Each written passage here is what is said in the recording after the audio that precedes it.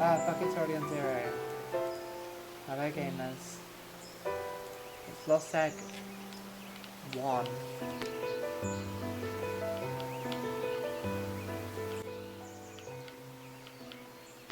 We're back at the beginning.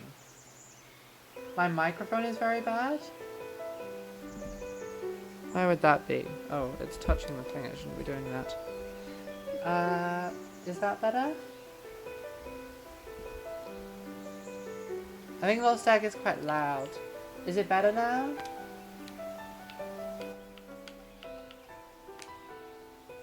Has that fixed it?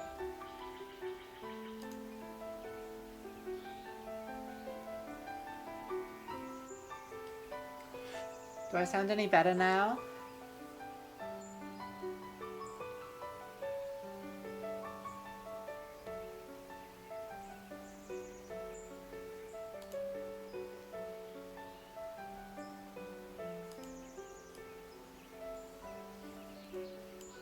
Do I sound any better? Listen. It probably is the game. There we go, okay. We're here for Lost Egg 1. This is a game we'll recognise from doing it the other way round. Let's have a look. So yeah, this is far more basic than the other eggs.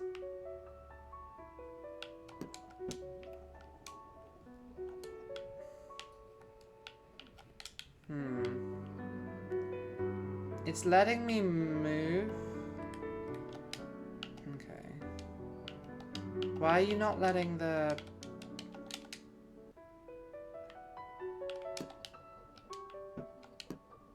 Jump is on Y?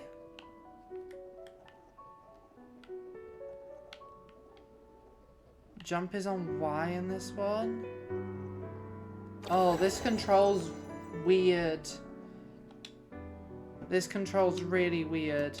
It does not feel like our friend the egg from 2 and 3. This is different.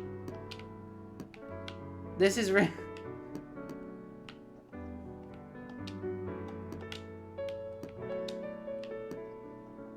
Oh, there's a toast.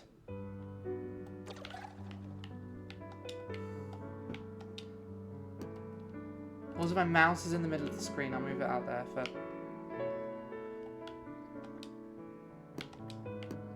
Maybe this is... It's floatier, it's funkier, the controls are entirely different.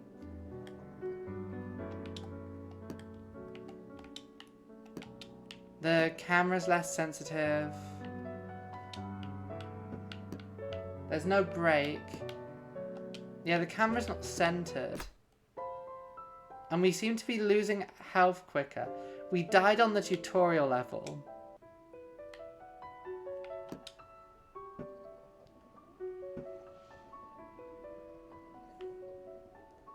Yeah, the egg is moving. The egg is moving in such a different way. Yeah, this is really different.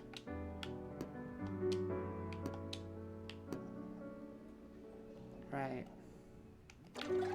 This is, okay, so, this is going to be the challenge. Also, yeah, we're losing health so much more quickly. That took us through. I mean, admittedly, you don't have much health at the start of Lost Egg. Oh. We also don't have the break.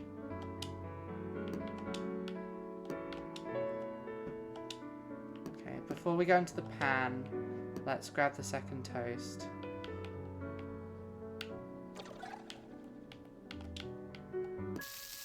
There we go. We're going to have to do it again because we weren't on over 50% life, so we won't get 5 stars. But that's fine. Huh. Also, the order of the levels is different to the order of them in the bonus level of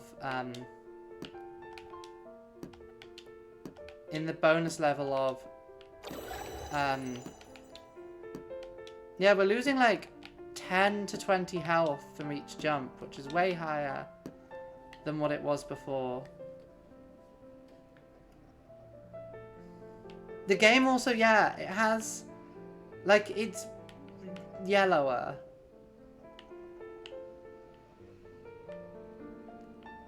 Okay, so that's not the way. Oh, a toast. I see ya. Can't hide from me that easy. We unironically might just not. Yeah, it's got like the. It looks like quote unquote more HD, but I think in reality it's like less HD. What is the way from here? Yeah, we just don't have the health this early on. This is really interesting. And we're getting so little extra health. We have to be quite precise with what we're doing. Like that extra jump there may have cost me the level.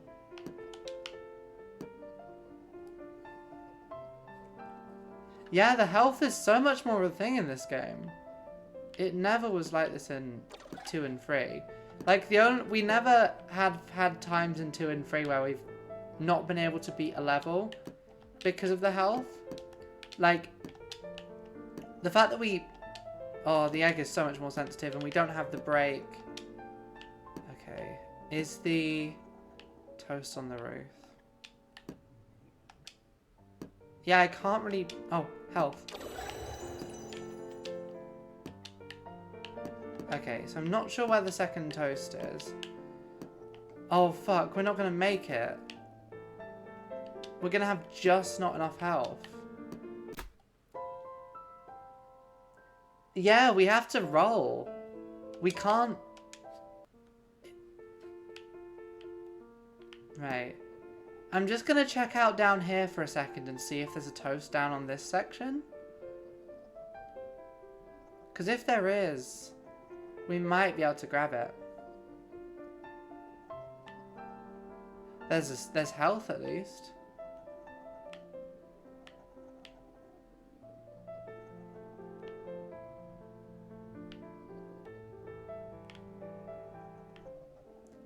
Yeah, I'm acting like I would act in Lost Egg 2. Right, I'm just gonna do a lap and check that there's no toast anywhere. Wait, is the egg getting dirty as we roll? Are there like egg dirtiness mechanics in this? Yeah, it's mechanically very different, and this is weird. I guess I don't need to grab the toast on this one, because the toast is something we can grab when we come back with more health.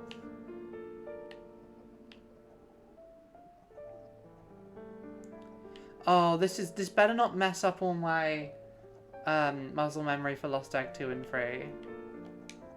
Oh, the fact you jump with Y is so different.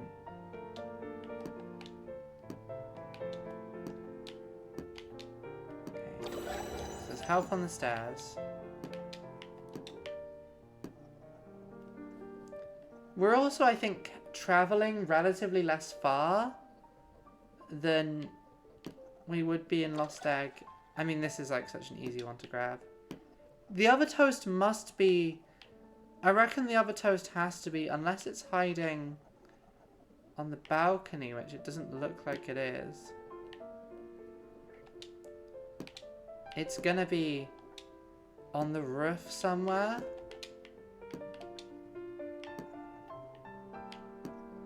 Like, it has to be around here somewhere, right? But I can't see where it is. Ugh. I have to jump here because it's too steep and the egg barely moves otherwise. Okay, we've got 126 health to make it. I don't reckon we will. No. No. No. No. Please. Please. Oh, one Russian person probably has. It won't even let me jump. I'm just trapped. I'm like soft locked.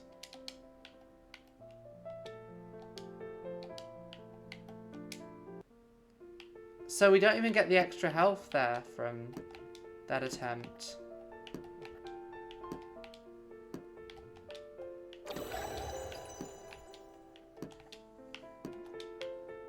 This is so much more hardcore. Like, the simplicity of it is making it so much harder.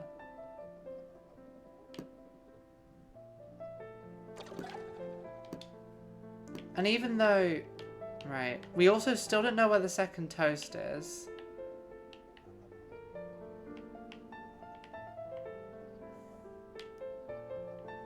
This is basically a completely different game. Because even Lost Balloons, which is mechanically... Yeah, Lost Egg 2 and 3 are like united basically in their mechanics and aesthetics. This is so different. Okay. I basically have one attempt. Rolling in a straight line is so hard in this game. Fuck. And we still don't know where the other toast is. Ah. Jumping here is so much easier, but they take so much health from you. And now we don't have enough to finish. And, oh, it's evil that there's more health at the end. There's more health when, a point when we can't use it anymore. This is an evil game. Okay, let's scope out some of the other stages. We'll scope out some of the other stages because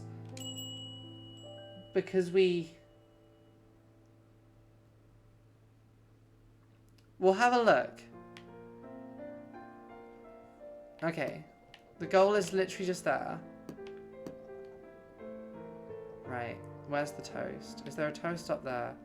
There is. So there's a toast up there.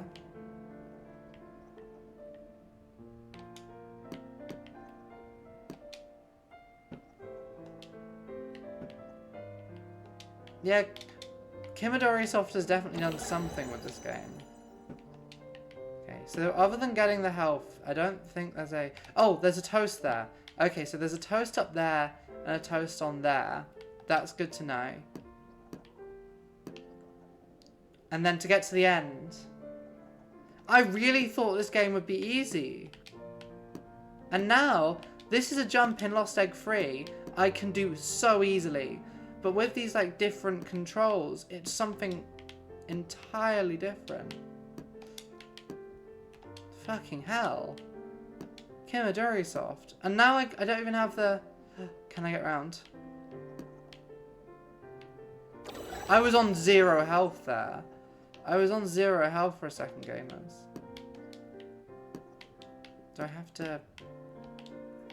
It's so floaty. It's so floaty compared to Lost Egg, compared to Lost Egg 2 and 3. And we're getting no extra health every time we do a level. Okay, I'm just going up here for the health, basically. There's the books! The big sleep. We'll get back to you once we return to Lost Egg 3. This is going to make the Lost Egg 3 bonus level seem easy in comparison. Okay. So we can beat this level. This level's beatable. Because it's nice and short. So technically all we need to do now is do that with the toast.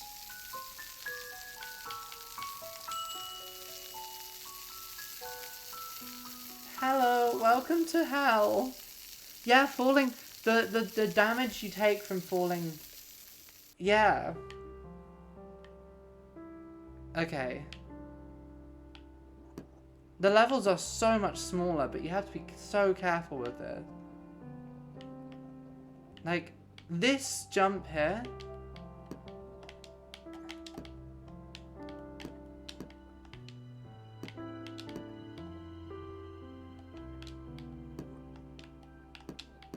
That would be easy to me in Lost Egg.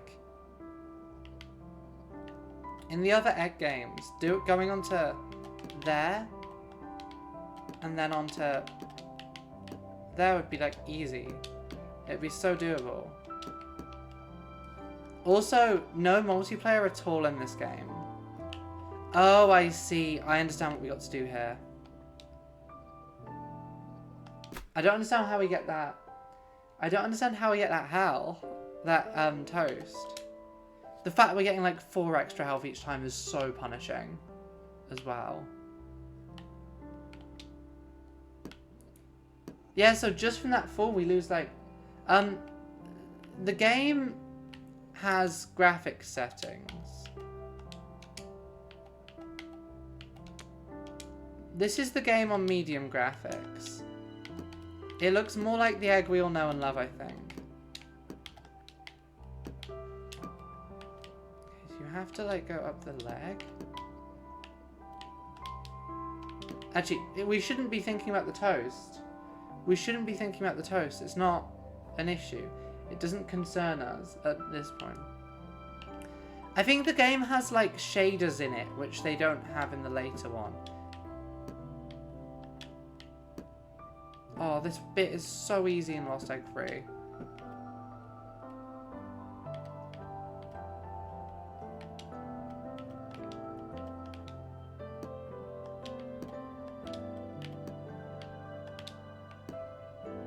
Okay, if I can wedge myself in here, we're good.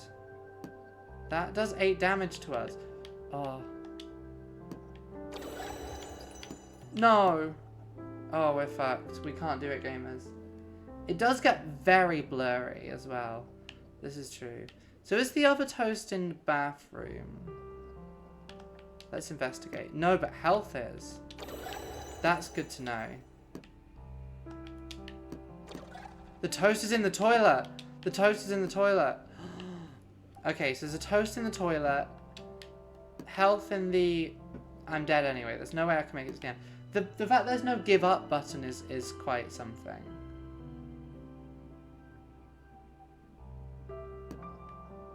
Oh, and it rolls in such a different way. Oh.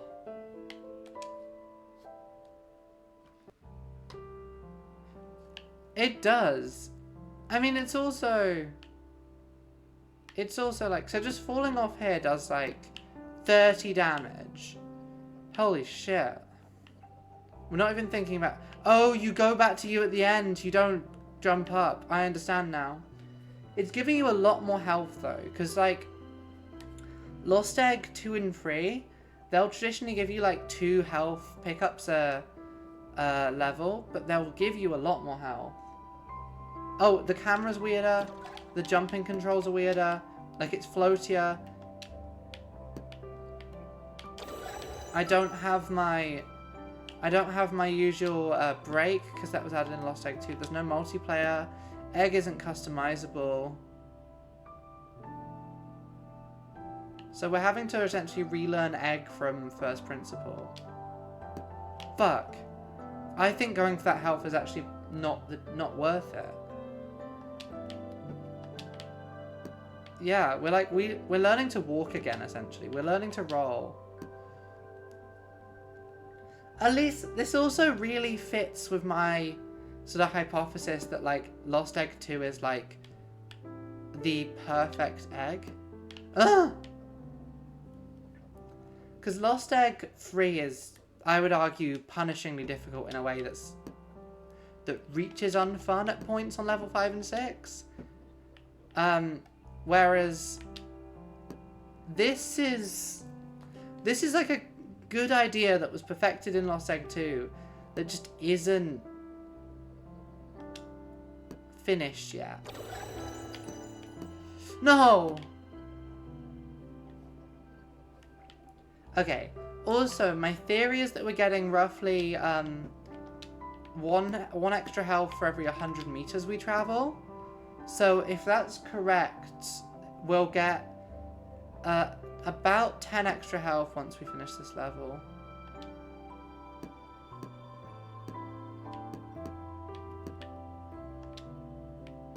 Fuck.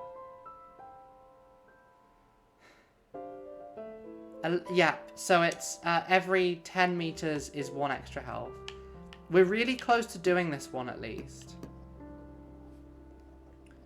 Yeah, just losing 40 health off that first bit is so punishing. Wow. Anyway, how's everyone doing today? How's everyone doing?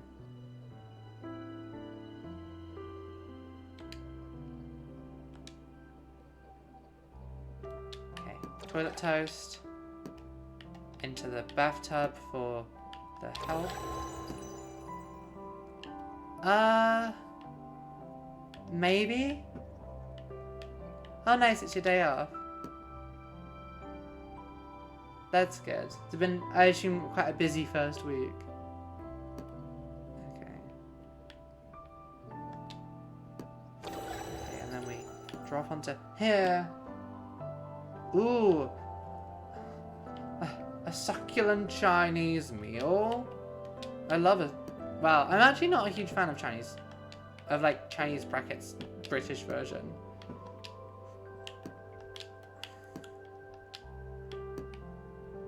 I much prefer Indian brackets, British version. I feel like I have to specify the British version because they're so different from the cuisines that they're like based on. Like British Indian food and British Chinese food are not the same thing as the... Okay. Huh. Okay.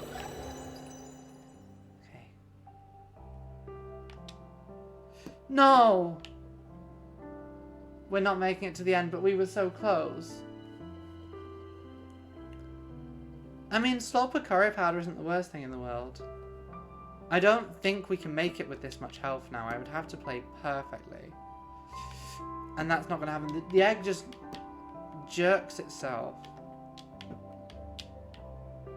Like, it's so floaty. I now understand why what's relatively simple in the bonus level of Lost Egg 3 is so difficult in this game. And how the bonus level of this game is going to still seem... Oh, the camera! Okay, let's just die.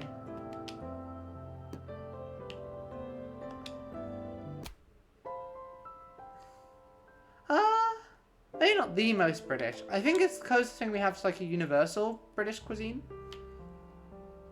Okay, 315. Okay, I tried to go down then, but I just fell off. That's fine. Do we reckon it's even worth going for... No, it's worth going for the bathtub purely for... Like, if nothing else, it's worth doing it for the extra distance, so for the extra health we're getting. After...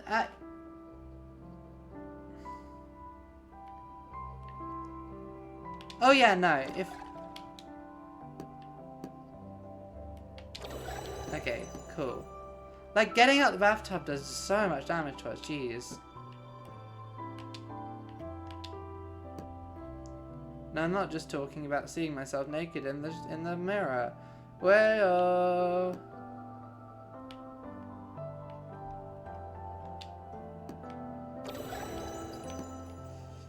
No. Okay, it's fine. It's fine. We're on quite a lot of health. We're on quite a lot of health. Right. I think I'm starting to get a hang of this. Yeah. No. Just doing like very millennial. Oh, the camera. The camera fully just vanishing when you do that jump is so fun. Like, I could try do it as like a side jump. But it would mean being able to control it. Yeah, this is... It feels like I'm on the moon. It feels like if Lost Egg 2 and 3 take place on Earth, this is the moon.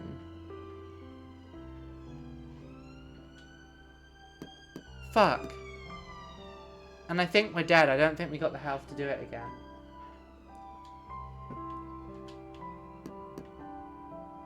We'll check out the other stages and then we'll go back to the stages that we can't finish.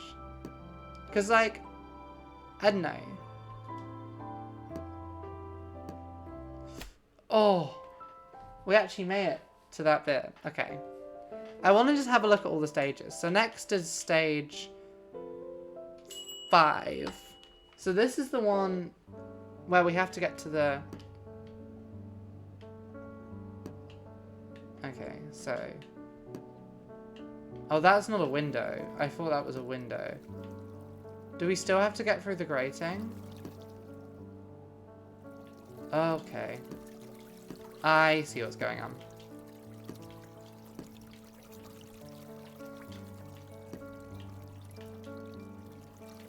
And now... Oh, wait, the bathhouse is actually on. It's not on in Lost Egg 3. Can we go in the water? Achievement, soak in the hot spring. We're floating! There's water physics. Well, water physics is a maybe generous term. There's like stuff out here as well.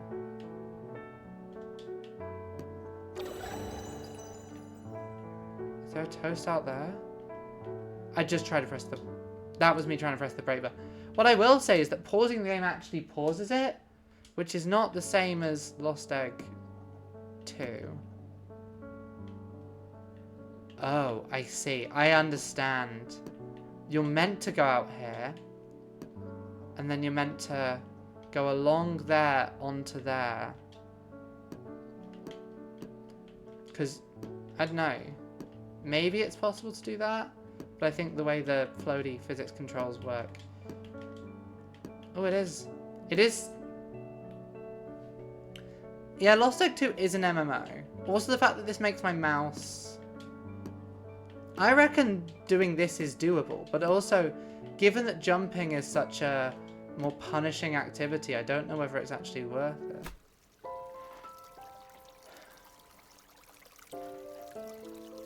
Lost Egg 2 is a tighter game. Okay, so we get what's going on there. And then the challenge mode. So this is the bonus stage. It begins immediately with this, so... That does nothing. The carpet means we took less damage.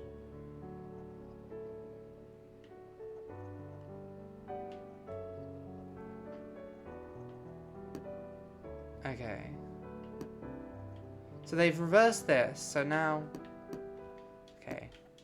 If it's the same one as Lost Egg... I don't care about...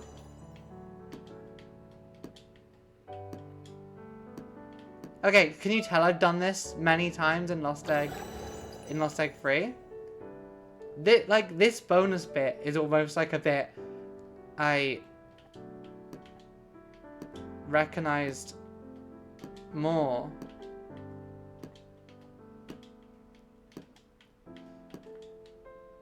Fuck. I feel like I'm making that, but also, we're not going to have the health for this, but at the same time, this bit is doable.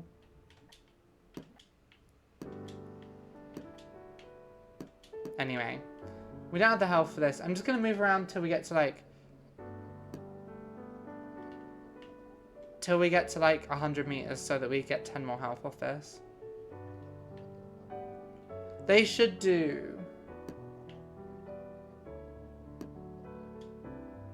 They should get some celebs. I would be in Lost Egg 4 if they asked me. I don't know why they'd ask me, but... Okay, so we've... Okay, cool. Let's try level 2 again. We still don't know where the second toast is, but that's fine.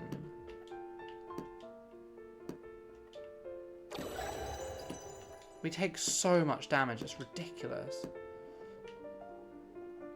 I think... Oh, also there's achievements in this which aren't just tied to beating the levels. There's like 4 achievements which are... Sorry, I thought that was the toast for a second. There's 4 achievements which are directly tied to... Is it like down there or something?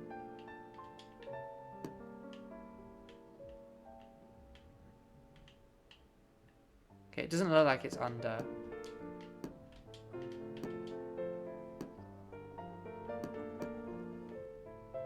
Yeah. I'm gonna be like Helen Lewis in Watch Dogs. We probably have enough health for this now, at least. Unless somehow there's like 160 health is not enough.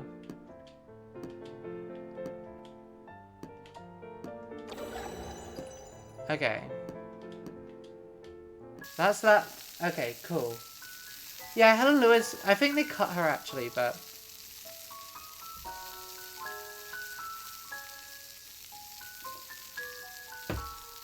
Okay, so that's a nice easy stage. I want to go back and just 5-star stage 1 now, because we definitely have the health for it.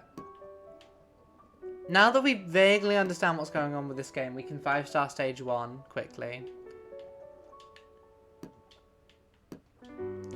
She says, just quickly 5-star stage 1. How hard will that be? Yeah, they're janky controls, but I'm getting the hang of it at least.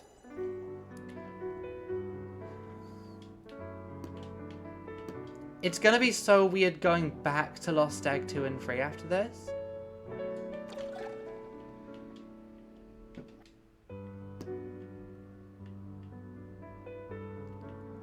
I mean, I guess it depends which medium of journalism you mean. Because, like, I think there's good other journalists. Like, I think that's a 5-starer. Yeah, Ubisoft are French Canadian. It's not their fault, to be fair. There we go. That's stage 1 with 5 stars. So yeah, the achievements for this game. So only 11% of people have actually done stage 1 with 5 stars. So the achievements that are like non-beat stage achievements are increase the maximum life of your egg to 1,000 or more. Break the eggs you can see in the second half of stage 6. Soak in the hot spring. And break for the first time. So we've just got some stage 6 ones left. They forgot to add the monarchy? That feels like an oversight to me. Okay, stage 4. We should play Watch Dogs Legion on the stream at some point. I feel like it'd be a good stream game. Okay.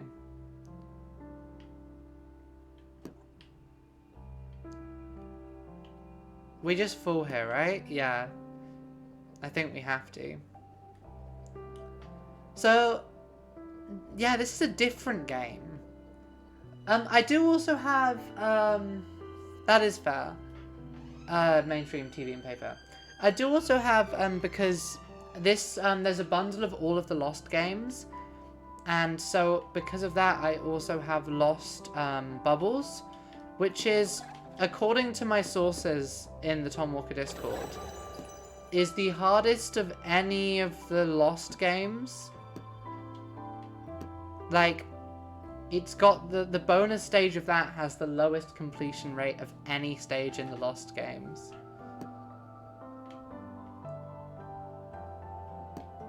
Yeah, that makes sense. It does seem... Is it a Strand-like game, would you say? I honestly think Lost Egg 2 and 3 are Strand-like games. I still don't fully know what Strand-like games are, but I feel like Lost Egg...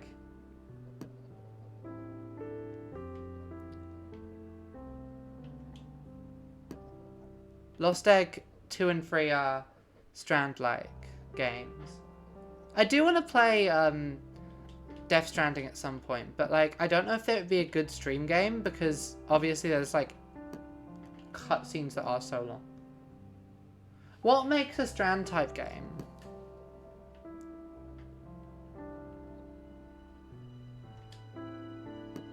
No. Yeah, what makes a game a Strand type game?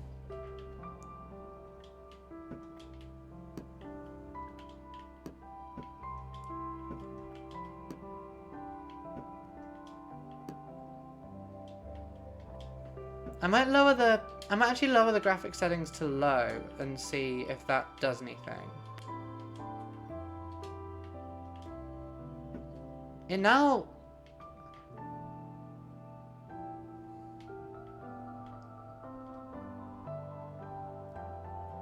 That's so good. I've never played a Kojima game, but that is how I envisage all of them. That's so good. That is really good. Fuck. The egg jerks so much. But what I will say is because we're surviving for longer... Oh fuck, it looks like there's health in...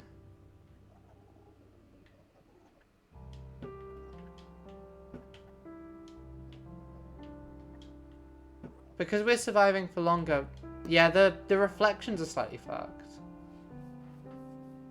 Because we're surviving for longer, we're getting more health every time. So it's kind of gonna, our health's gonna like snowball, kind of. I should have gone for free. I would have got, no, we wasted 7 meters there.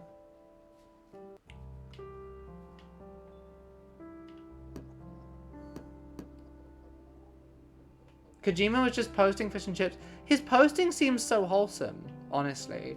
He seems just like a guy, and we love him for that. Like, Guillermo del Toro does the same. He just posts, and it'll be like, here's me in Edinburgh having a little time. And it's so wholesome.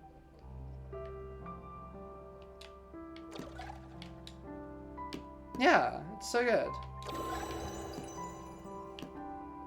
They both have like wholesome posting, which...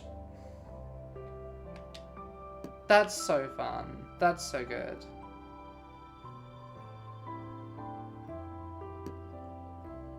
Yeah, if Kojima's posting fish and chips with vinegar, he is definitely on this hallowed earth. Okay, cool. We're down here. Run to here.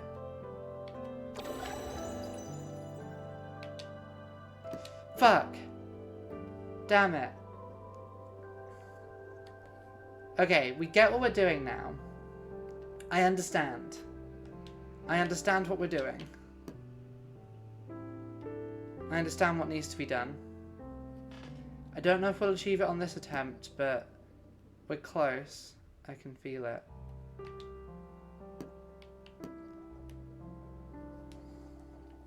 I think this one, honestly, might be easier to 5-star than level 4, than level 2.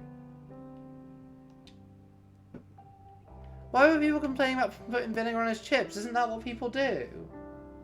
Isn't that what other people do? Is that not normal? Is that a normal thing for him to be doing? Huh. Okay. Just have to not panic. Or...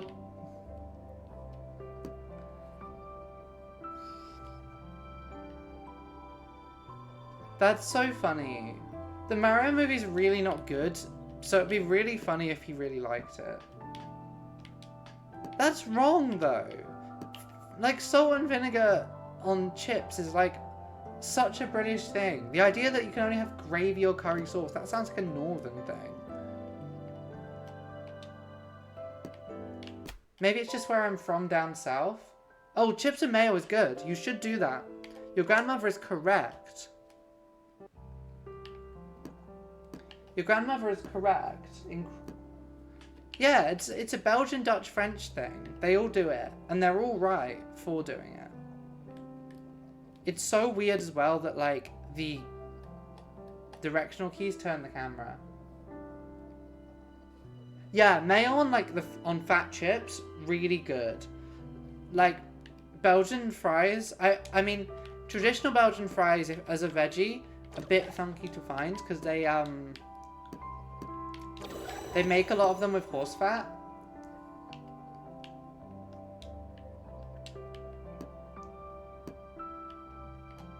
Is chips and mayo a Scottish thing?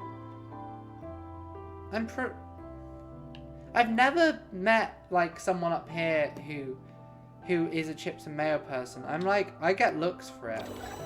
Still. Oh, that was close. Fuck. The egg seems jank. Yeah, the egg is a little janky in its movement still. Thing is, Scottish people aren't particularly French. I don't think they're very similar. As someone who's spent a lot of time in both France and Scotland, the people are not similar. They've got very different attitudes. Yeah, they had the old alliance, and some Scottish people will still talk about it. But, like, they're not... Yeah, but in the pre-potato times... We don't talk about the pre-potato times very often anymore. Don't sell yourself short. Given that a English person with an Irish name who looks a bit Irish, has received anti-Irish racism in this country, which I've never got in England. I don't want to sell you short on being racist. I think Scotland definitely has some pretty good credentials for being racist.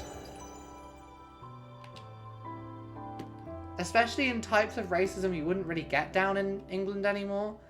Like, Scottish racism feels similar to, like, the sort of outback town Australian racism you get. But also, like... Yeah, no, I've...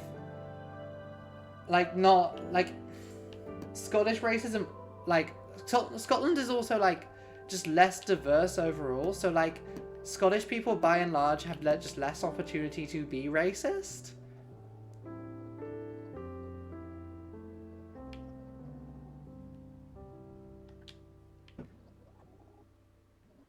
Oh yeah, no. If you're, like, Irish or black, not great. Italians used to not be great. It's better now, because, like, Italians are so integrated here. But, like, and there's not really, like, sectarianism around them in the same way there is around the Irish. But, okay.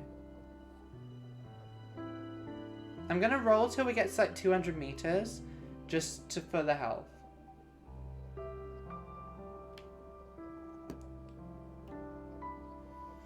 I mean, like, if you go to the Isles, Scotland is racist against everyone.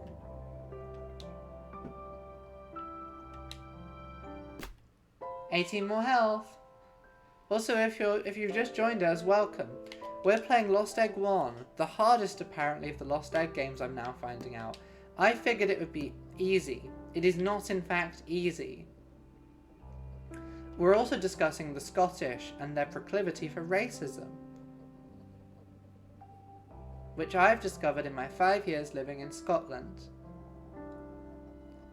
Which is very funny. Like, I know, I've been to lots of places.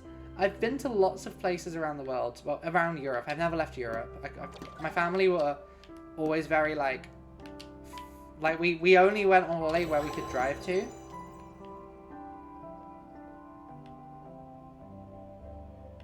Exactly. Like, it's all just to do with...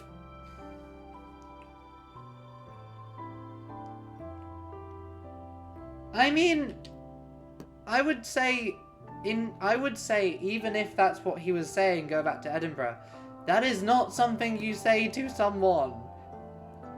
Ever. Even as a joke. That is just like a clearly racist line.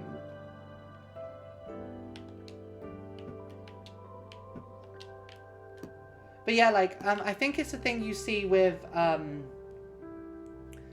you see it, if you look at attitude surveys to do with, like, racist attitudes. Weirdly, some of the places where, like, racist attitude towards, like, black people in particular are, like, the least common, are, like, the ex-Yugoslav states, like, and they're kind of different to, other sort of Slavic countries in this regard, as far as I'm aware, because, basically when Yugoslavia was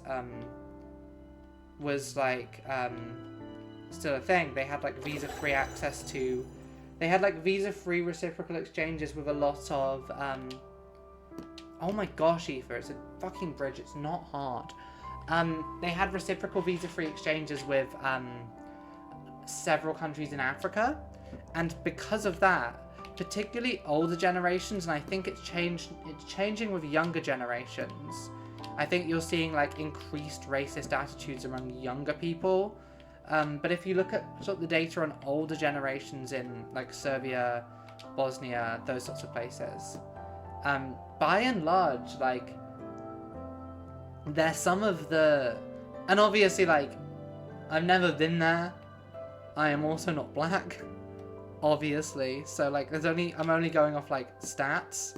I'm not going off, like, actual experience. But it's quite interesting. It's quite interesting that, like, that has happened. And it's something I've been thinking about quite a lot, because data from like the UK National like Tolerances Survey or whatever you call it came out a couple of days ago, and basically showed that like positive attitudes towards trans people in the UK have like massively decreased in the past couple of years. Oh yeah, 100%. Like, I don't think the same is true for like people in the UK necessarily who were sent abroad on work assignment until quite recently. Because, so my great-granddad was, he served in the Palestine police for a while. So like technically he lived in Palestine for a time, but that wasn't exactly as like a wholesome like working abroad thing. That was like Celtic, like that sort of side, like racism is fascinating to me, because you see it in England as well, like towards like the Welsh or towards the Scots, and it's really interesting because it's such a like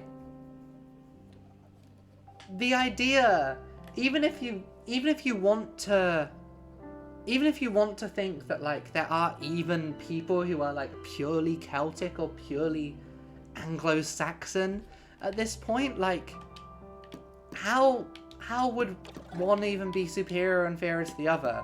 Like, because I think if you're going off how the situation currently is, I hate to say this, things aren't looking great for Celts.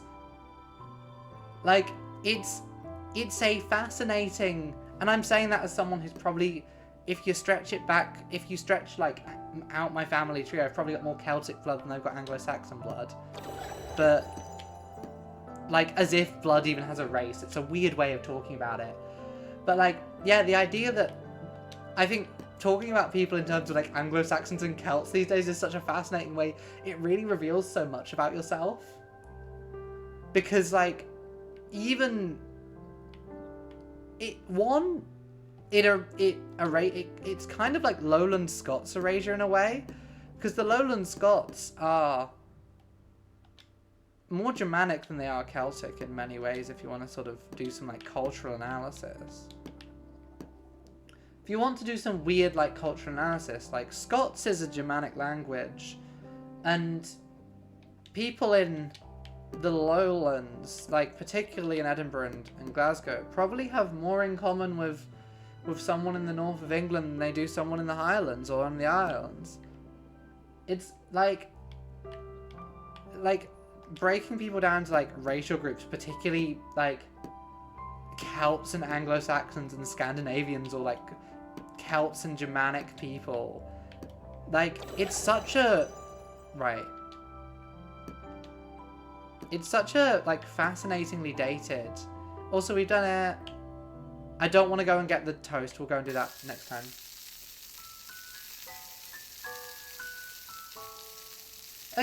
Exactly, like, if you want to... It's such a weird way to think about people as is. Like, to think of us as...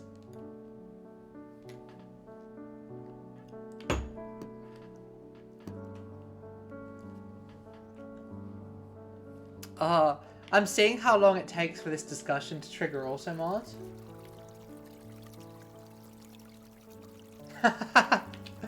That's so fun. I I feel like if I did a 23andMe test, it would be so boring. I mean, like, also, I don't trust 23andMe particularly because it just feels like a scam to... Like, race is a construct anywhere. Like, race is a construct wherever you are. Like, of all of the constructs, it's one of the sillier ones. It's one of the sillier constructs is race. Because, like, class has, like, material difference to it. Race is just, like, where you're from. The colour of your skin.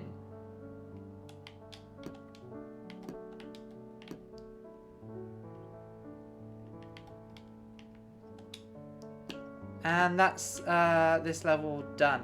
This is actually a really easy level. I just have to not fuck up the frying pan.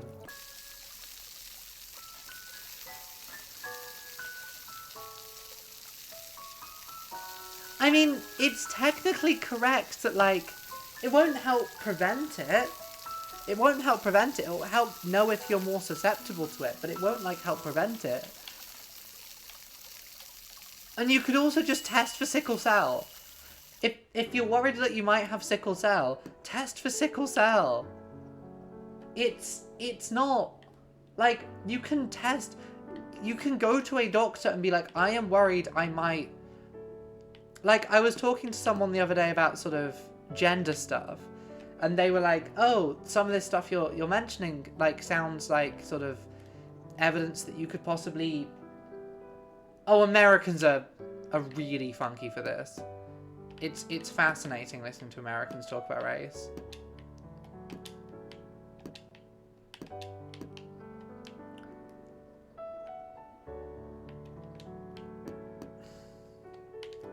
But yeah, like, the idea that, like, one, you should trust a private company with your, like, genetic information is absurd, because those companies are going to use that to leverage it, like, against you. Especially in a country like America where you don't have public health care. Americans also, like, being weird about, like, their... Americans being weird about heritage is, like... I mean, I guess it makes sense, because, like, even though America does kind of have, like, a unified culture now, that's really quite a recent thing. And until recently... Because, like, it's an immigrant culture, and, like, unlike, I think, like, most of those other... But at the same time, like, I've got a Canadian friend, and she, like, goes on quite a lot about how she's Dutch. Because her grandparents came from the Netherlands during World War II. Actually, no, immediately after World War II. And that's really weird to me, like... I have family who came over from Ireland, but I would never claim to be Irish. Because, like, I'm not from Ireland. I'm not from Ireland, and it's not, like, it's something, like, I'm proud of where they came from and what they went through. And, like, it's a part of, like, my, like, past, I guess, like, my family's past. But, like, I don't know.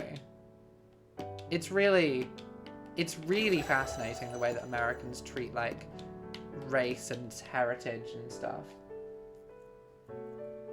Oh yeah, no, 100%, like, same as, like, any immigrant culture, like, if you're an American, if you're, like, say, a British person who moved to America, yeah, 100%. If you live in New York, like, sure, you may be a New Yorker who, like, is of, like, I think the one exception to that might be Jewish people. But, like, because obviously, like, the Jewish American experience is very different from a lot of other ethnic groups. I think that's potentially the one exception. But even then, I think that's slightly different. But yeah, no, like, someone who's grown up in New York and, like, their family have been in New York for, like, 3 generations and, like... you like moved and like your like great grandparent or something came over from Ireland. At that point, sure, celebrate your Irish heritage. You are like, I think it's important to sort of keep culture alive, and it's cool sometimes. Like New York is this really interesting city of language. Oh yeah, this game has some stuff going on. Also, hi, how are you enjoying Payday? Oh yeah, no, 100%. I think it really depends on where you are in the country. I think if you're in London, less so. I think if you're in somewhere like bits of Yorkshire, where there's large sort of South Asian and African populations. Okay. Then it's different. But like it's very geographical, it's not necessarily... It depends city to city in the UK. Oh, that always sucks. I know I haven't played it yet, but I know that like the Squeenix Avengers game has similar issues. We're over. We're over. Okay, there should be eggs in this half of the game. We need to squash them. I think we're going up there, but I want to explore first.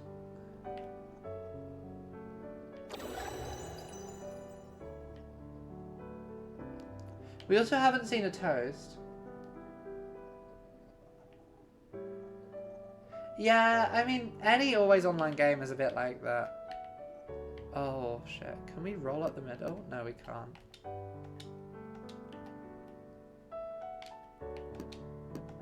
Fuck.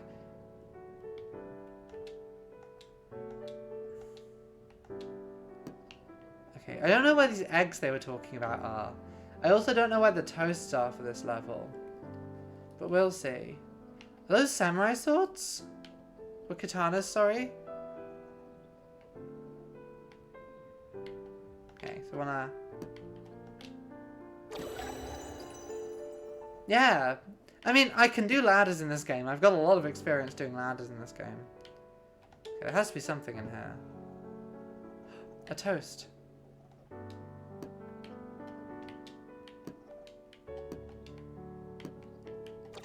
Okay, so there's one toast in this room with the katanas. That's good to know. I feel like more than this, but also I feel like it dropped way less quickly. Like, our health is so much more of a thing in there. Okay. So... Okay, there's more health in there, at least.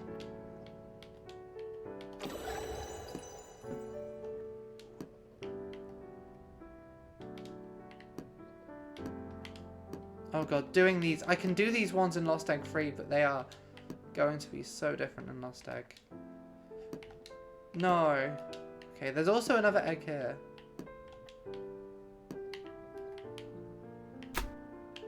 Are there more on this roof? Oh, you only have to do it for one. I don't think there's a way back up. Am I fucked now? Oh shit, you have to go all the way down and back to... They give you health. They give you health, gamers.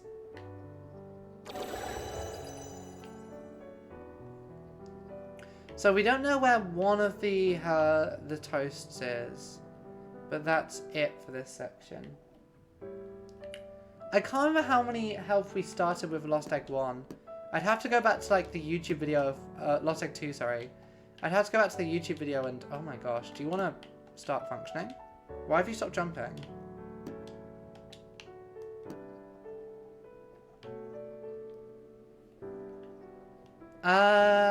Maybe? Yeah, the camera is different and I don't love it. Like, the camera is... I feel like I'm fighting the camera more in this than I do in Lost Egg 2 and 3.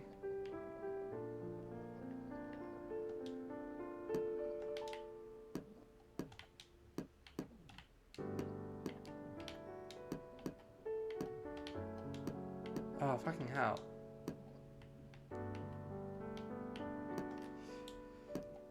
Oh, shit. I think this might be it for this attempt. But we've made progress at least.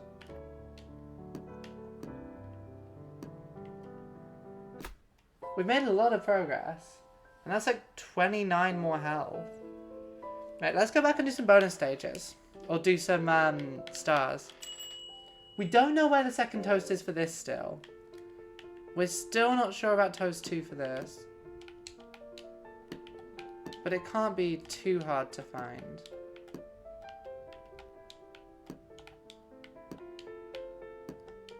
Oh my gosh.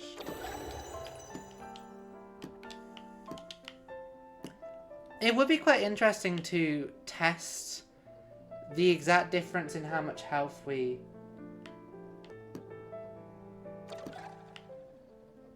lose for doing various things in Lost Egg 3 compared to Lost Egg 1, because we've got the exact same levels to test it out with. Okay, we'll check out the balcony out here. Okay, so definitely not here. Oh, the sun is bright.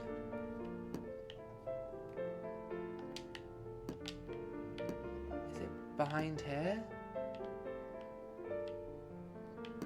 No. I don't think it's in there either. There's health in there, but I don't think there's anything else.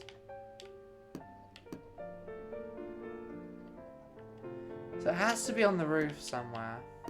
On the roof.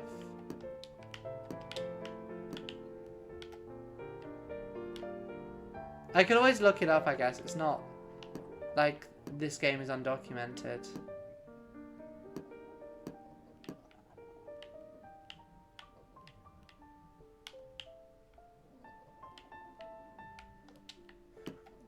We'll have a go, and if we can't work it out, then we'll... It is nice having more health, though, because it does mean we can... Okay. It's not on you. Oh, I think I might know.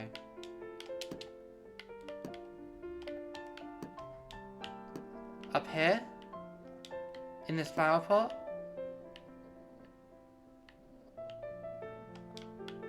Okay, cool. We know what both toasts are. I won't make it to the end this time, but we know what we're doing now.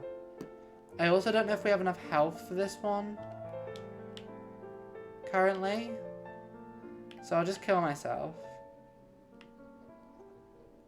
Actually, we can do some rolling practice on this. Never mind. Okay, cool. I think we'll need a little bit more health on this one. Because we need to finish with over half health.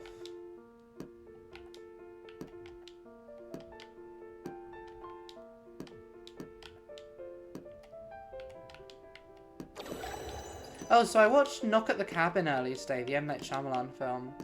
It's probably one of his best in years. Which I was, like, kind of, like, pleasantly surprised to find out. Because, like, The Beach That Makes You Old wasn't very good. Split was alright. People like Split. I'm not a big fan of it. Glass, really not very good. And, like, I can't think of any of his other films that have been particularly... Oh, The fucking Last Airbender. People hate that film. I don't think it's terrible. Shape of Water's Guillermo del Toro. That's a different guy.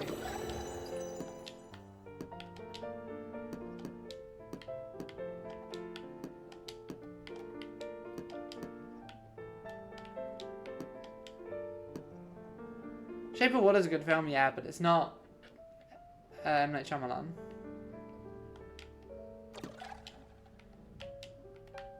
Okay.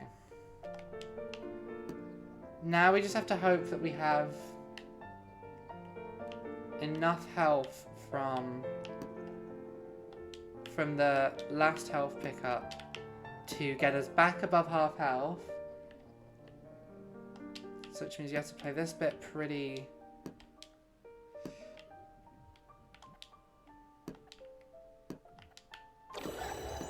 Yeah, I don't know if this is more than 50% health, we'll find out.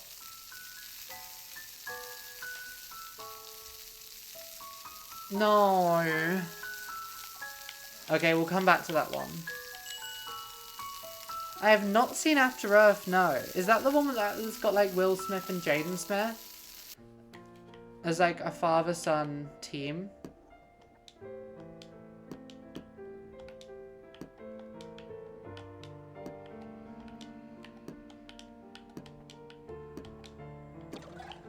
Right, so then we need to make our way down here. So, oh wait, the bed. We take less damage on the bed, so we can just drop down onto the bed. It's little Jaden. Jaden Smith is such a fascinating character. I mean, sometimes that's what you need. I remember during COVID when everything was online, we did a pub quiz, like a quiz with some family friends. No. No. No. Fuck. I think we're gonna have to just start this one again. I'll just finish the level and then we can redo it. And I made a round of that that quiz, which was my round, and it was Pathologic or Jaden Smith tweet, like Pathologic quote or Jaden Smith tweet. And I think it's one of the more deranged things I've done, but it real good shit. Both of them are like strangely similar. You could like.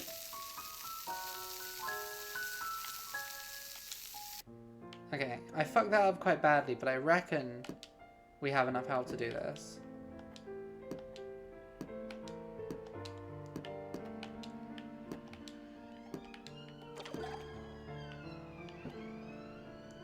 This definitely feels like this will take less time to do than Lost Eggs 2 or 3, because it doesn't have a stage that's as punishing as either of their bonus levels. Oh, the toasts kind of give you more health by the looks of it.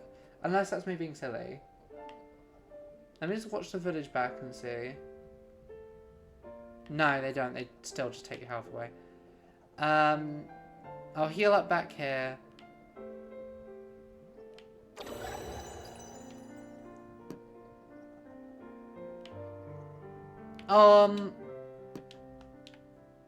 I think I did, yeah.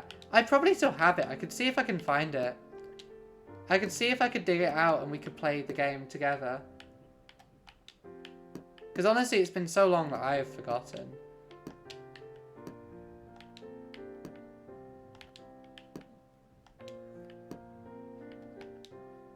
Oh, this last jump is on this level, on this game is like way more precise than how I would do it in Lost Egg.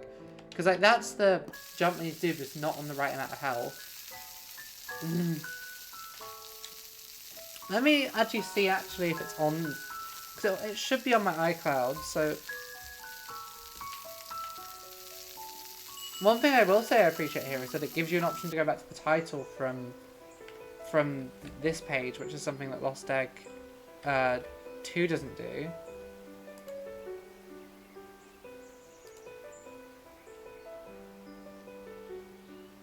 Anyway, let me just check if I've still got that file. OneDrive. I do still have Jaden Smith or Pathologic. Do you want to play Jaden Smith or Pathologic, gamers?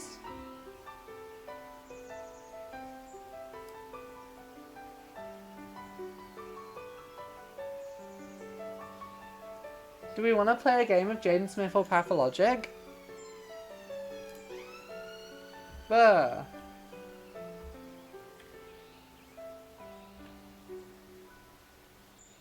How do I present this without it being on both pages?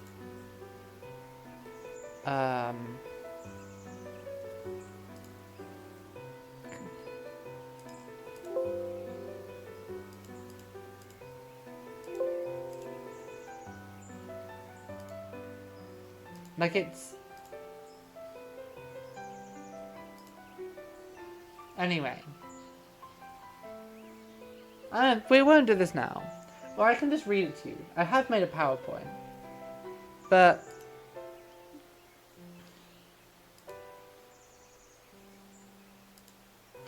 I feel like some of these are kind of hard.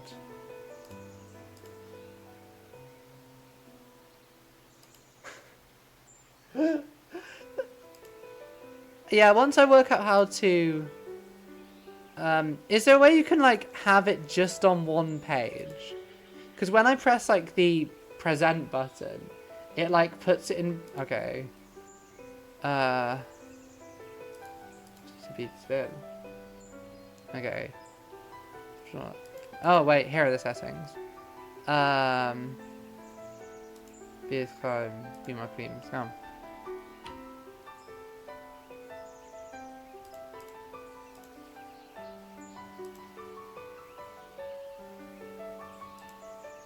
Yeah, I don't know how I do that, but I could read them out. But anyway, I'm gonna run to the toilet quickly, gamers. I'm just gonna leave you this like chill music and Katy Perry, and I'll be back in a second. I think this is like a good contrast of music. Anyway, I'll be back in a second, gamers. No, I'm going to powder my nose.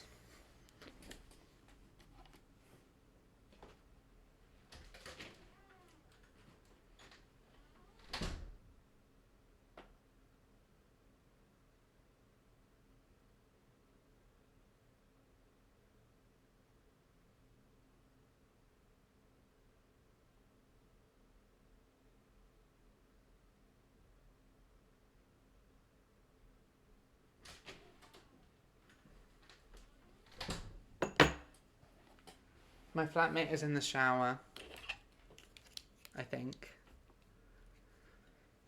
I cannot poop. Oh, sorry, I cannot.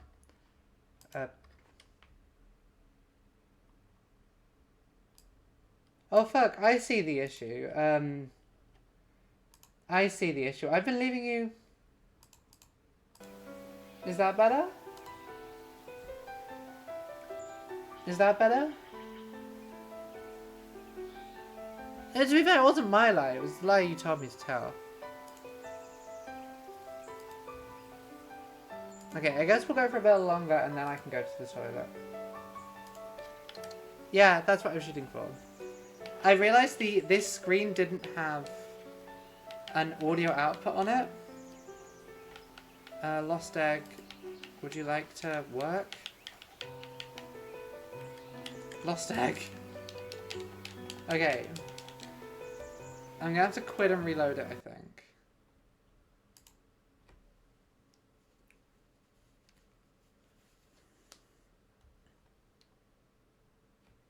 It still was Lost Egg.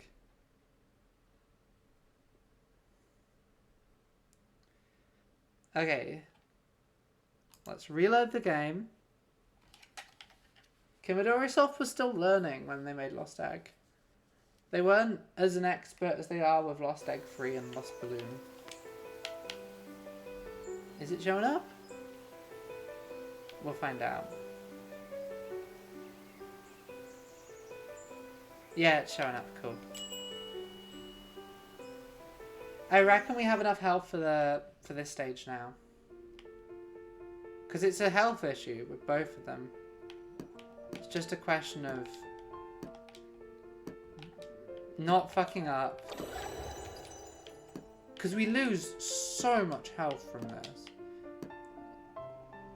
We lose so much health from every jump. It's crazy.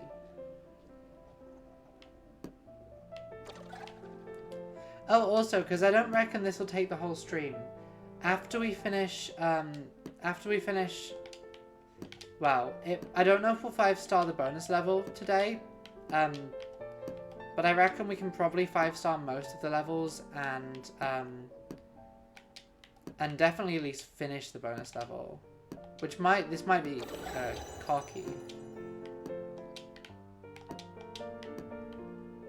But it's the feeling I'm getting. But yeah, what do we want to do? I think we'll play this for like 2 hours maybe. Do you want to go into one of the other Lost Egg games? Like, would we like to go and do some like Lost Egg 2 bonus level for a bit? Or would we prefer maybe, like to go and do some, I don't know, like some...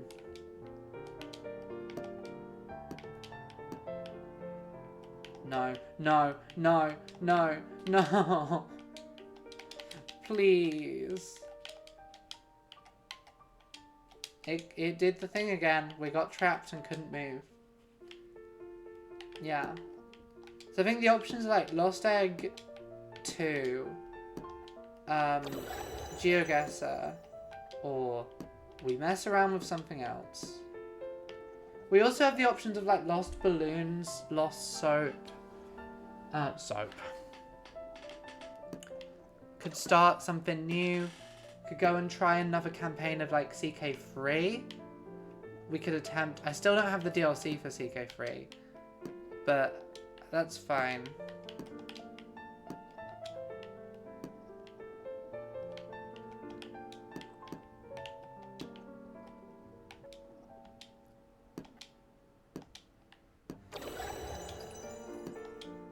Fuck's sake. Okay, at least we fell through that time. I don't think we're gonna have the health for this one. But at least if we finish it or die, then we'll be getting more health, which will be helpful.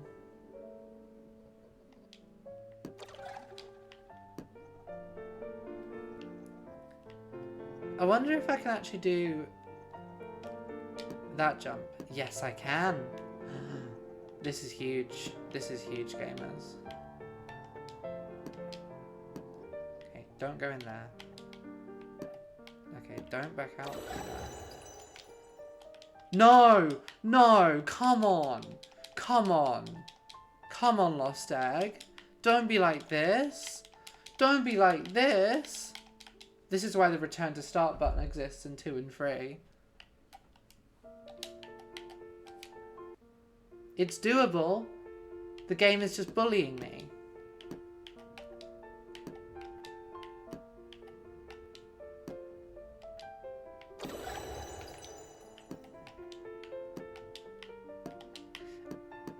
I can also do less jumps there. Definitely.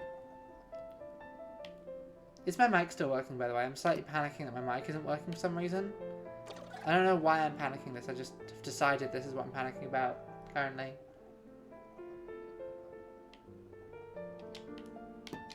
I could check this myself, but I'd have to tab out of this wonderful game we all know and love.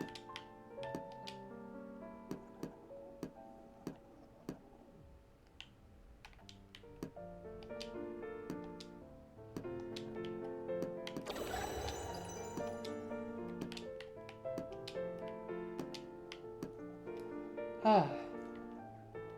Perfect. Okay, the fact you haven't responded isn't great for me.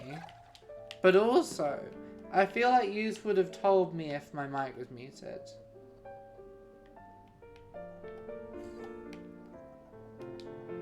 But now, you might not tell me because you think it's funny to watch me panic.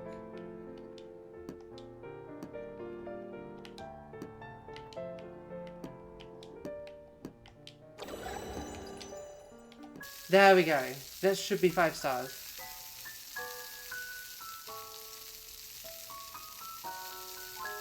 And I can quickly check with my mic is muted. This should be 5 stars. Cool, I'm not muted. You can't get me. Okay, cool. So that's 1 stage 5 star, 1 stage 4 star. This one, I don't reckon it's actually going to be that hard. I reckon this one is very doable as a 5 star. Stage 5, I'm not so sure about.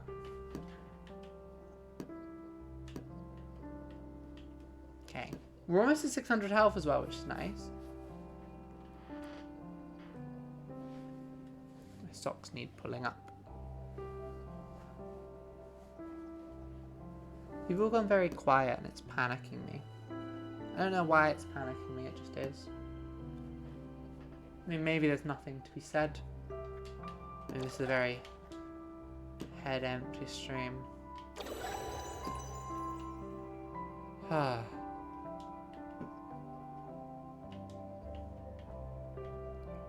The egg is so glowy as well. Like, it's really interesting. It's really interesting. The vibes of this game. Okay, I'm not going to take that health straight away just in case we fall off and need it again. And fuck, like that. Now I think we...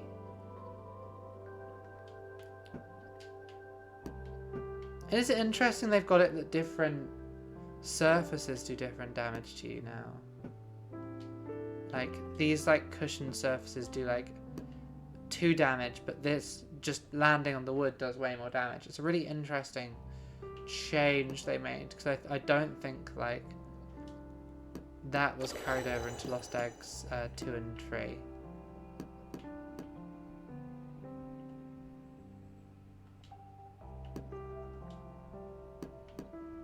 so we're going to grab you. Said, we're going to grab you. No! Fucking hell. Aoife, you fucked up. You fucked up, Aoife.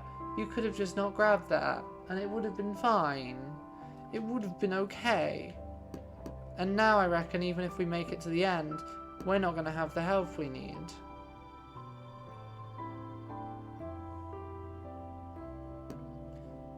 Because I'm going to have to... I know it's not the ideal way of doing it, but I'm going to have to bounce across that final one. I think.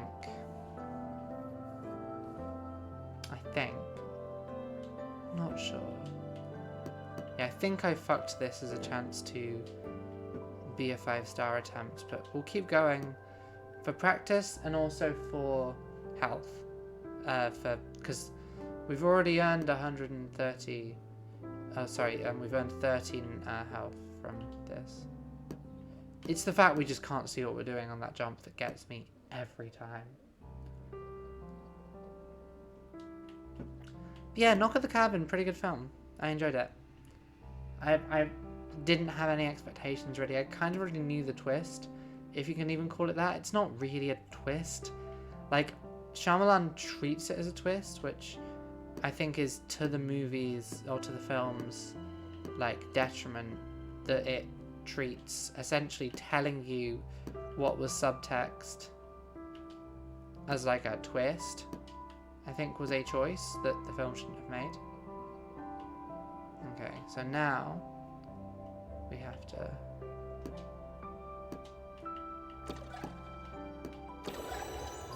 So this is going to be a 4-star if we make it back over.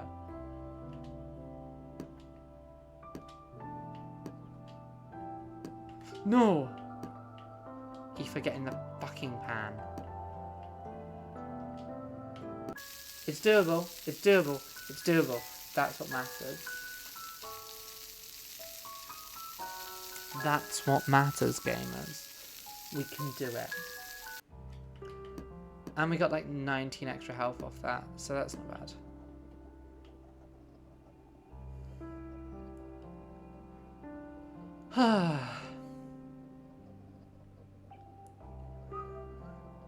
We can definitely do this, I think. And this is stage what, 3? No, this is stage 4. We haven't gone and finished stage 3. Because we can get the toast easy on stage 3. It's just sticking the landing that's a bit of a pain.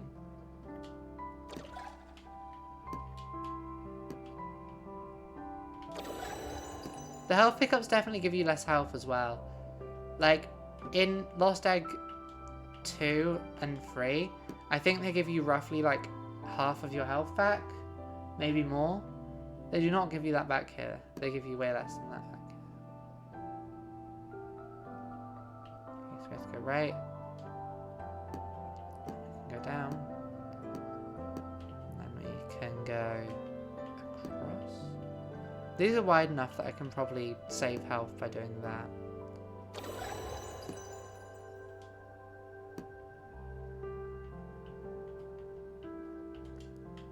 Okay, as long as we can get over and back, we're good.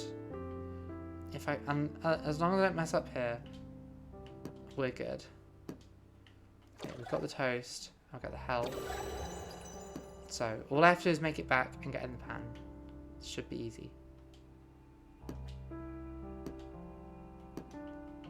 Five stars. Easy.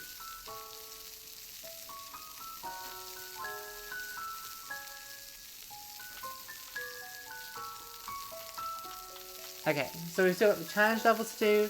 We've got level 5 and 4 to do. And we've got level 5 and 3. Level 5 and 4? Aoife, what are you talking about?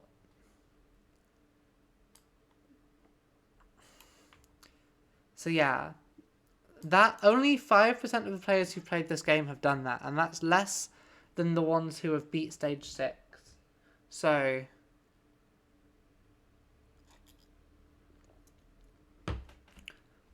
yeah, stage 5 and stage 6 with 5 stars are the hardest to. So the only achievements we got left are 1000 health, stage 3, stage 3 with 5 stars, stage 6, stage 5 with 5 stars, and stage 6 with 5 stars. Let's give stage 3 a go. And then I'm going to go to the turret to snort stuff, I guess, is what the fiction we've conjured involves. Is drug use. A girl going to do drug is better than a girl going to pee.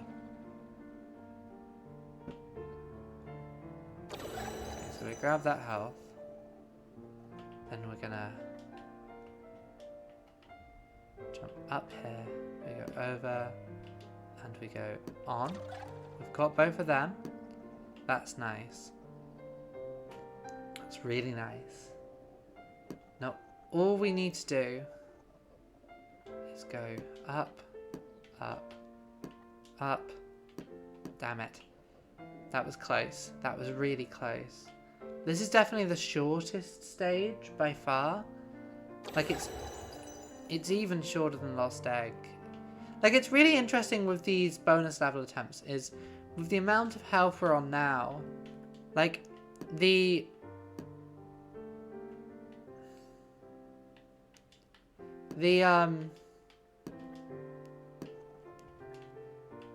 timer is never the issue. And that's another 5 stars. The issue has constantly been 666. The issue has always been what's the word? As like having enough health to finish the level. And that's quite interesting to me. Okay, we need to work out where the 2 toasts are on this one because we don't know yet. I doubt we'll do this in the first try. It might even be worth us going and trying to do the bonus stage first. Okay, so it's not in there. We're going to explore for the toast first. In here? No, but there's health. That's good to know.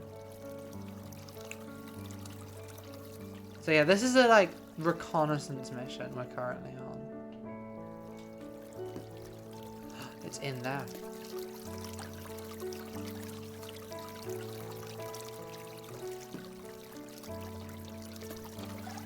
And you have to dive in so that you... That's interesting. We have to use the game's physics to some extent. And the second one is down here. So both of them are down there, which is... I don't think too bad. I don't think we should have too many troubles with that. Okay, this is a very doable one. It's just finishing the level that's gonna be... It's finishing the level with the health, I think is gonna be the struggle here. Okay. I'm gonna also just try and... I think it's... If we can do this right, it's less jumps to jank our way up here than it is to...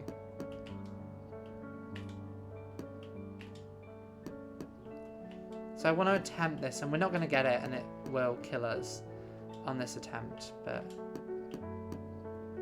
In the long term, I think getting down... Going up these... Okay, we're dead. But we can do this. It might seem scary, and this is an overall arching theme with Lost Egg.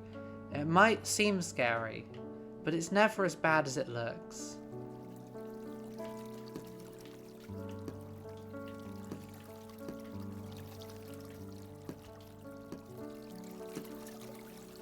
Okay, so there's the health here that we can grab.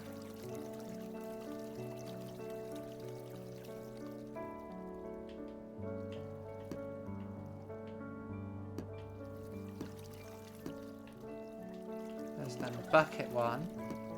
And now we have to go over to the water here. We have to like jump in. Okay. To grab the water, the egg, the toast. And then there was health over here we can go and grab.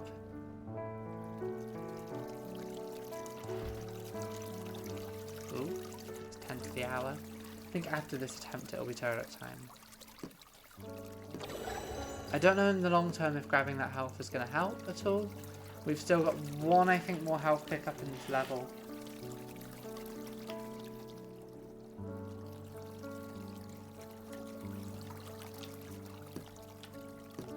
But we're not exploring anymore, at least. We know where everything is, so...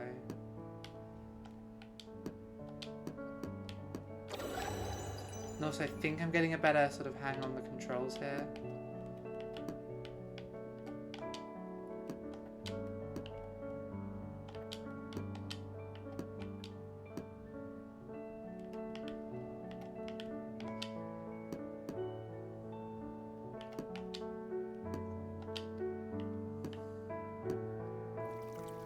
And if I'm not wrong, that's stage 5. That should be a 5-star stage 5. Woo! We're so close already.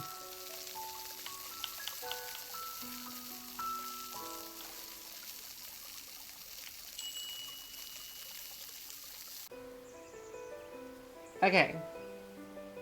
I'm gonna go see if the bathroom's free. I will be back in a second, gamers. Enjoy the music. I may have to reload the game. I'll run the ad now as well, so that...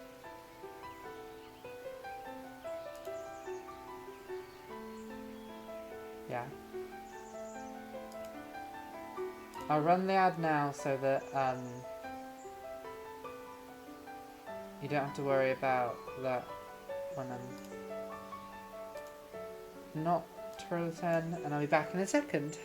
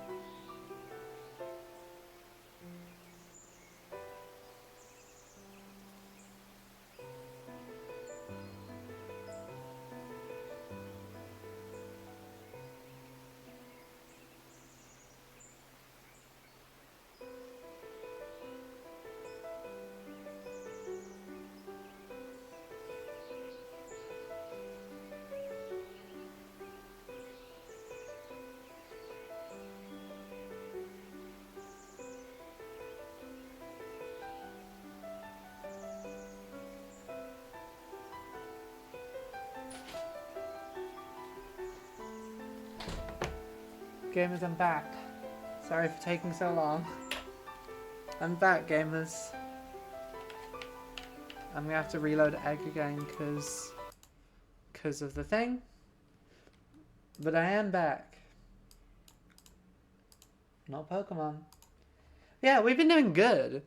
Since you were last here, we've 5-starred every level except the bonus level. So yeah, we 5-starred every level except the bonus level now. Which is pretty good. So all we've got left to do is the bonus level.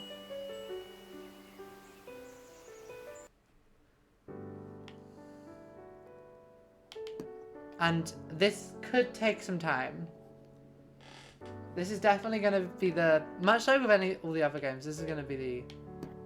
Oh fuck, you meant to fall down onto these, because these are mats that absorb your fall damage. We're also looking out in this half of the game for possible toast hiding locations.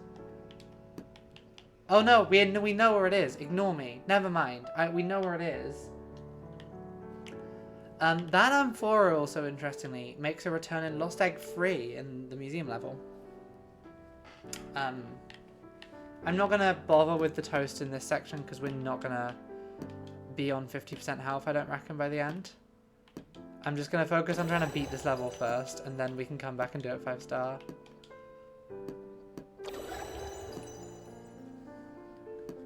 Okay, cool. We're getting better at this section. Oh yeah, middle.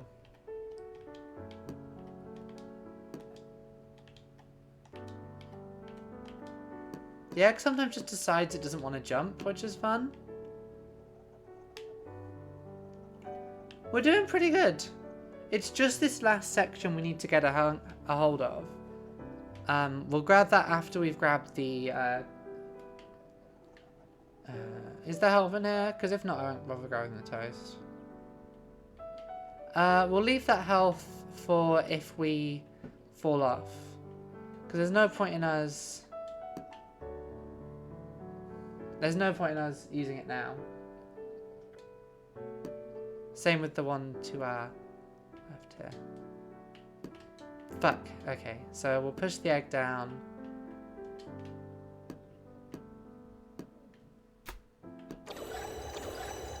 That gets us back up to full. So we've still got a bunch of health. Cool. I think this is doable. Without the break, it's going to be harder. But it's without the break and without the like good camera controls, it's going to be harder. But it's definitely doable. I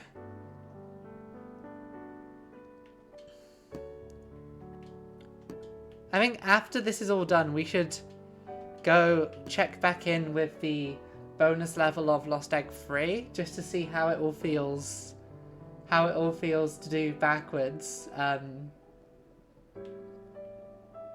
So there's still a health there. There's still another health outside, and there's still another health in the... Why are you struggling to get in there? And there's still another health in the next room. So...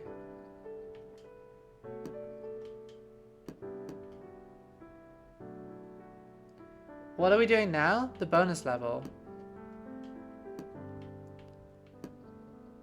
This is the bonus level of Lost Egg 1.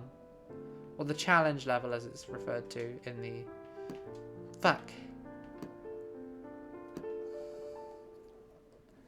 We can definitely do it though. It's definitely doable.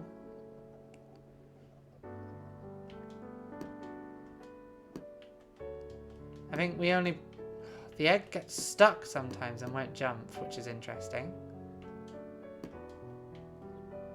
Oh yeah, and once we're done with this and we've given an attempt to Lost Egg freeze bonus level, I don't think we'll do like loads of attempts of that today.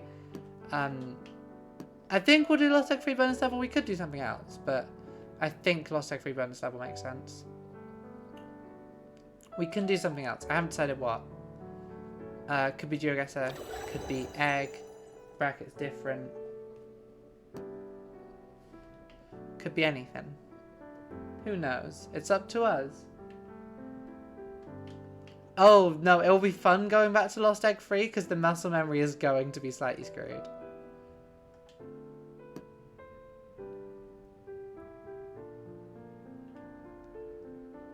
Oh, it just zooming in and out is funky. Ah. Yeah, we've moved on from... Well, it wasn't phrenology. It was anti-phrenology in many ways. We were discussing... I wouldn't say we were doing phrenology. I didn't even get my calipers out, so it wasn't real phrenology either way.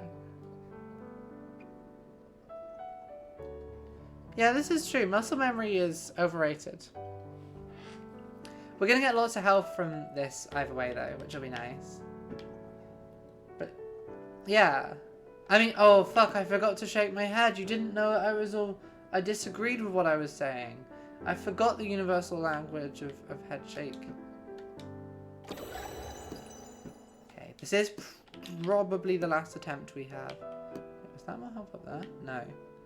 Yeah, this is probably the last attempt we have on this life. But we'll see. Is it? It's a nice day in Dog Promenade. It's a bit grey here in Edinburgh. Fuck.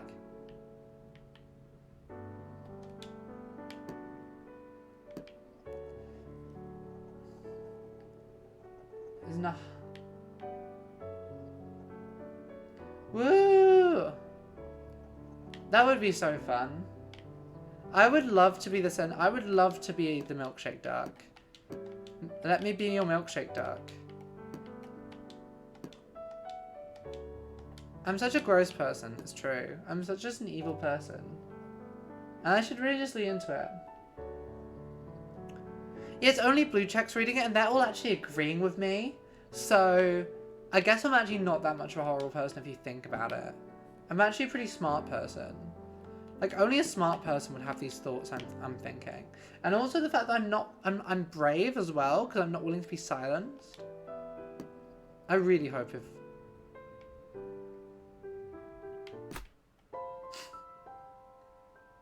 Yeah.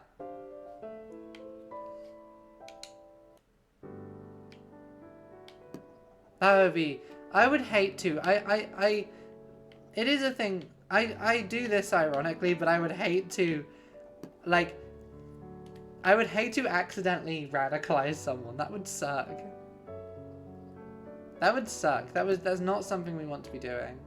Personally, it would not be, to quote myself, particularly poggers.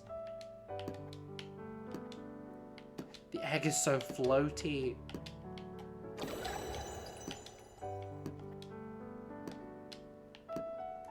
The egg is so floaty, but it's also very doable.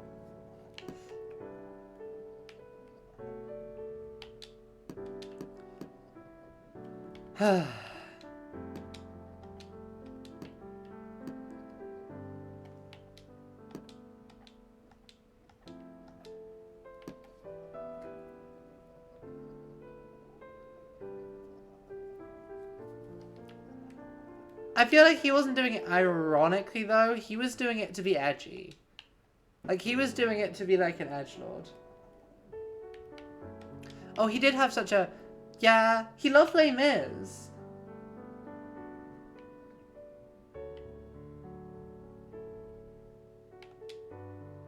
He loved Les Mis, so he had to be... He couldn't have been problematic.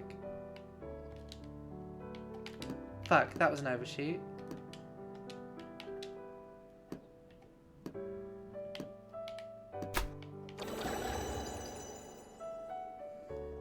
No, it is a thing with irony. You do have to be careful because you will start saying words unironically and you'll start saying the word slay in your daily life and you didn't want to be calling things a slay, but now you are. And people think, what the fuck? Actually, no, it's normal for people my age. You do have to be careful with irony. What am I still doing? Saying slay? I don't think I've said slay this stream. What am I doing? Am I being problematic again? Did I? Is that a thing I do? Genuinely?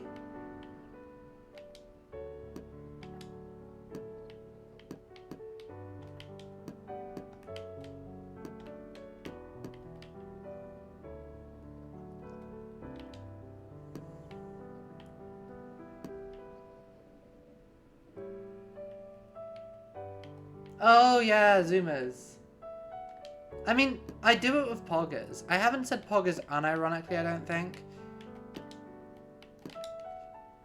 Oh! Oh! Pog!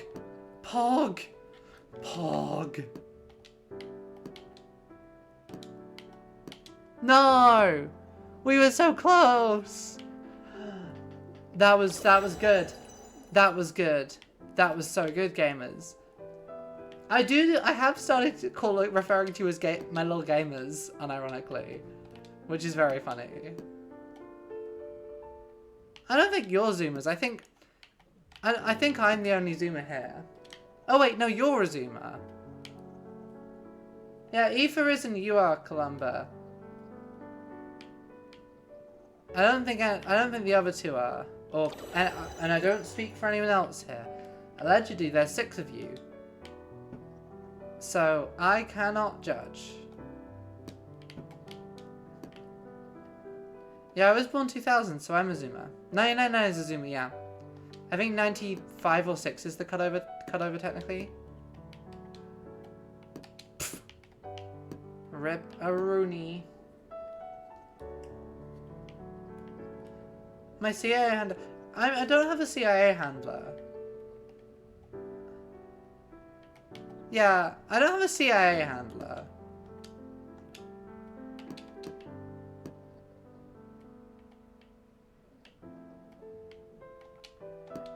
Yeah, millennials are 996-ish. Like, I feel like there's no hard cutoff. I feel like you need to be flexible with... Yeah, but I feel like that's a you thing. It's not an age thing. You always get people who are part of, like, technically part of one generation, but in fact are not actually very... And also, I think there are some fair arguments to be made that have been made by sociologists that the concept of generations and the way we use them aren't particularly useful. But what do I know? What do I know? Nothing. When have I ever known anything? Oh, gamers, I was getting mad at anarchists this morning. And apologies to anyone who is an anarchist.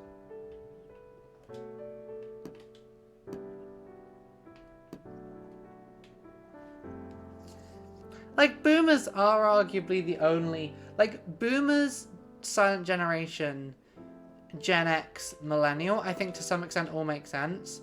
But Zoomer, like, I think that it's harder to make a case for.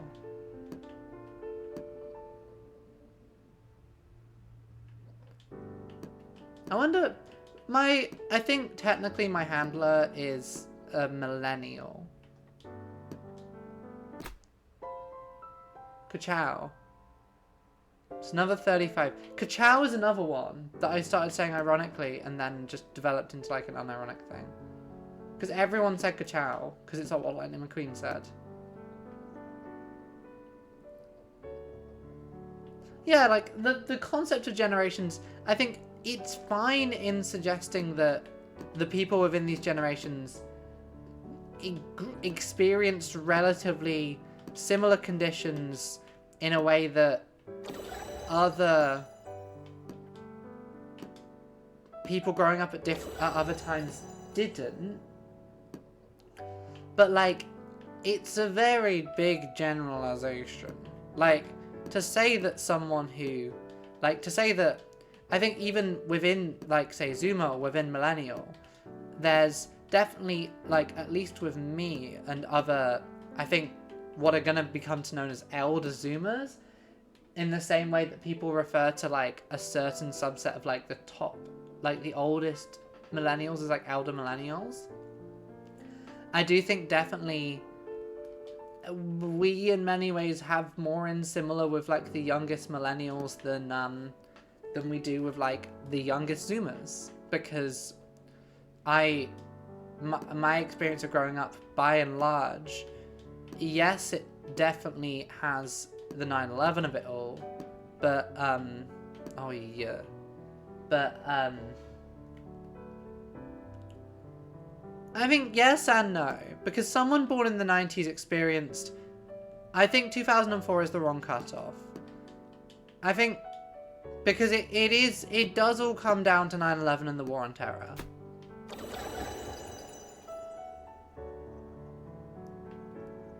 That is a good question. Don't ritually fuck the pig. I wouldn't recommend that.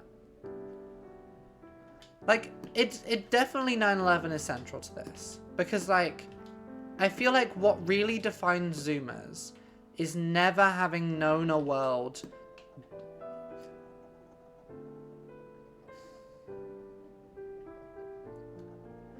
Well, the thing is, like, I do, but I don't. Because the reason I use 9/11 as a cutoff is because the world changed. If you were born in the year 2000, even though I was born a year before 9/11, I never meaningfully experienced what the world was like in that gap between the fall of the Berlin Wall and the start of the War on Terror. I never experienced what life was like in that like end of history age, and I never will. But equally, I experienced the last couple of years of that like period in the early 2000s when like the internet and smartphones were still extremely new, or like not new for the internet, but like a widespread adoption of them wasn't necessarily a thing. So I think if you were born between the years like 97 and like 2000s,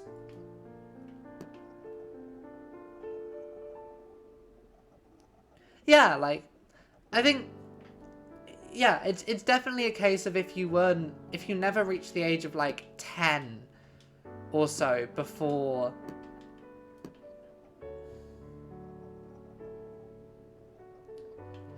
Yeah, I think if you were in school during COVID, that in many ways is their 9/11. Because that is going to be what impacts those kids more than anything else, is how, like, is how being in school during COVID is going to have completely altered their, like, the path of their lives. Like, it's, like, generations are such a weird thing to talk about, and this is why, like, as a concept, they're not very useful.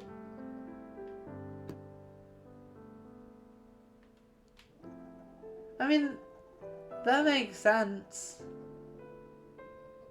Yeah, if you're young enough, you won't really remember much. Like, I can remember the early 2000s, but I think my first real memories are, like, when I was 6 or 7. I think uni is different, because you're an adult when you're at uni.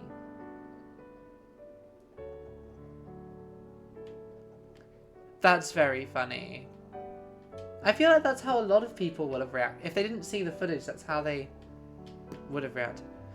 And no, I have like hazy memories from being 3 or 4, but they're nothing concrete. It's only when I get to like middle of primary school that like my memories become something more. No. We still have 1 health. But it's definitely interesting. I find I'm not a sociologist, but I find the generations thing like very interesting to talk about and think about. Because it is so arbitrary in many ways, like, and is it actually a useful way of dividing people up? Probably not.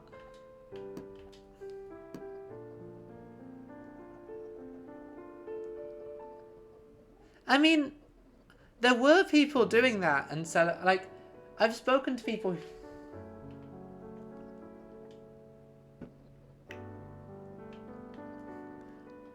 Yeah, I feel like outside of America, or maybe because I had a friend whose grandma was working for the Ministry of Defense at the time,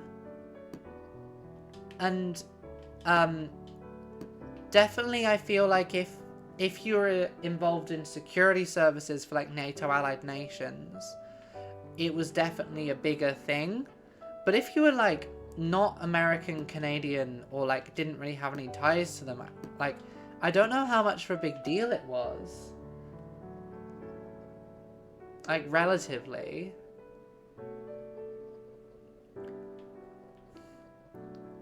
I know some people did have.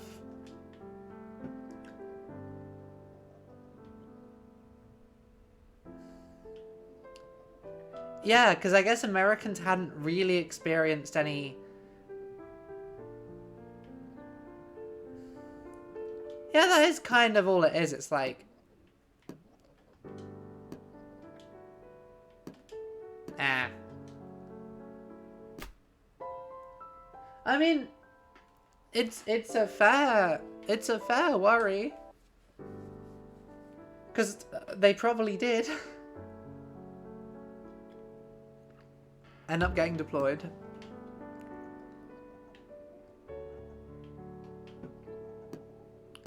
Okay, so we lose about 9 health from that drop, which really isn't too bad. But yeah, there's so many... If you wanted to try and create, like, an alternate, like... You could probably, like, specifically divide, like, generations by what sitcom was on the air. Like, what major sitcom was on the air on like... Or was, like, the biggest sitcom at the time when they were when they were in their, like, teenage years. That's probably, like, a not entirely unuseful way of, like, categorizing young people.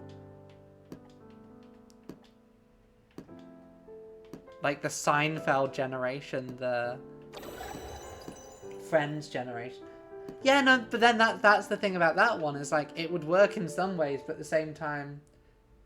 I don't know, because I feel like it would be different for, like, it would be Big Bang Theory in the US. In the UK, we are all part of the Dad's Army generation. Dad's Army has been the biggest sitcom on British TV for the past, like, 40 years. Yeah, I guess event TV, but then that sort of breaks down when you hit the modern period, because would that mean that there's a micro generation of teens who are like the... there's a micro generation of teens who are like the Tiger King generation? Are there like kids... Are kids now in like different generations every like 2 weeks because of the whatever show's on? Oh, sorry, I can't date you. We're part of different generations. Wait, no, but you're like 2 months less than me. You're like 2 months less old than me. You're like, why does it matter? Oh no, because I'm a Tiger King generation, you're a Squid Game generation. Like, it's really problematic, actually, if we date. Like, it's a really problematic age gap. No. I hope I haven't touched the Cosmic Lathe. Yeah, they did. Like, well, the Riverdale generation's done now. The Riverdale generation have had their time. It's the My Adventures with Superman generation or whatever. I don't even know what the big show is now. Have to ask my sister. Ackley Bridge, she talked about the Love Island generation.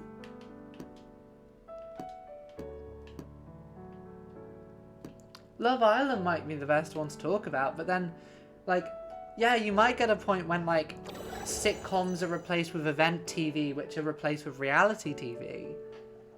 But I don't know. Like, there's not really a good way to do generations, is there?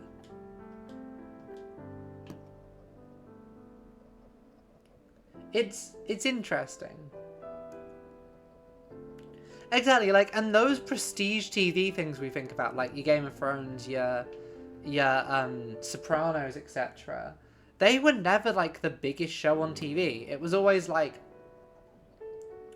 soap operas and like emergency service procedurals.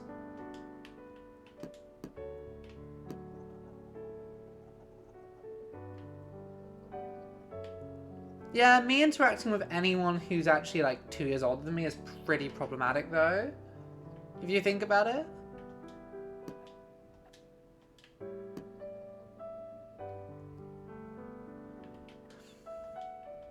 There must be some sociologists or something who've done like alternate generation like divides.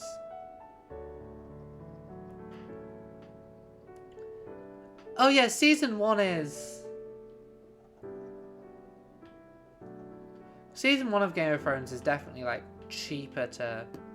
That's just a waste of 20 health. Yeah, children these days are like micro generations of children measured by which patch of Minecraft they played. Which means that some adults are technically children still because they play Minecraft. Okay, that's the best we've done in a wee minute.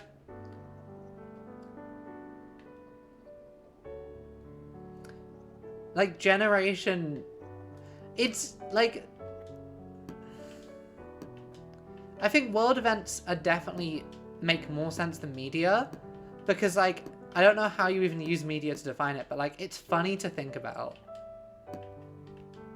Like, the idea I had of the sitcom thing works until you think around it. Yeah, generations, every 6 months, 3 months is a generation because that's when New Fortnite season's up. Oh yeah, Nathan Dittum is a fucking child. Yeah, the media's sometimes the event.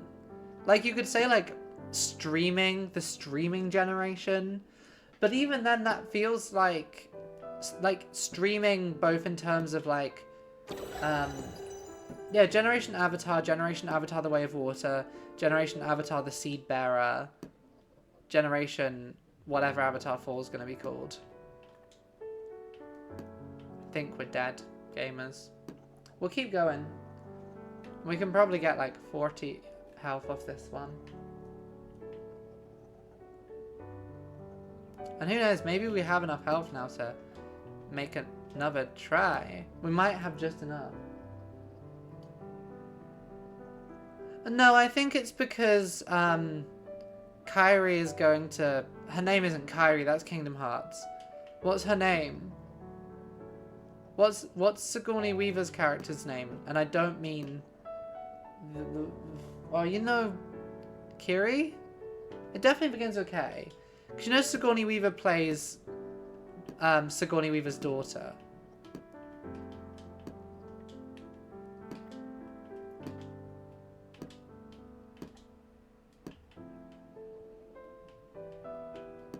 Okay. Oh, fuck, we're on 35 health. No. That was so good, though.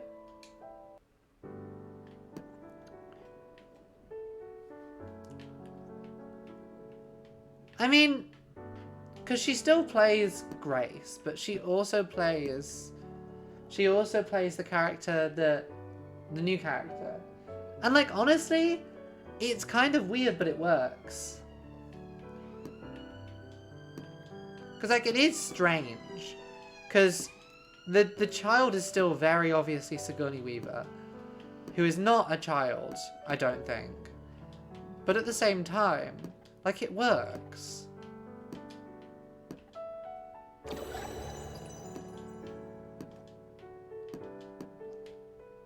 Yeah. I think this is true of Avatar. She's in her 70s, so, like...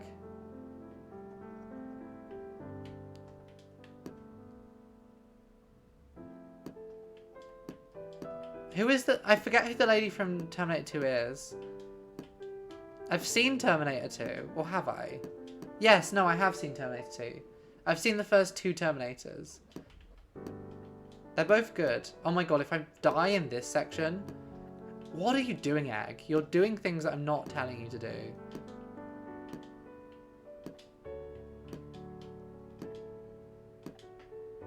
Ah. We're gonna die in this. Linda Hamilton. Was Linda Hamilton the one who was in The Exorcist? Who was like permanently fucked up for life by that film? And not in like a psychological way, and like she was physically very injured by that film. Yeah, is Linda Hamilton the child from The Exorcist? Oh my gosh, Aoife, what are you doing?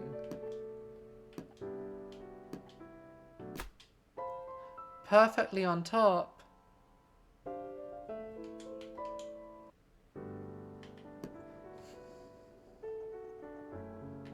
Oh, Wizard of Oz. I mean, there's so many films that like... Oh, it was one of the early Joan of Arc ones. Oh, I'm getting Linda Blair and Linda Hamilton confused.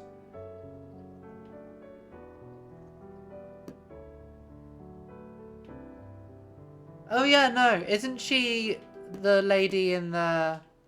She's the lady in the mech suit. Who has the coffee.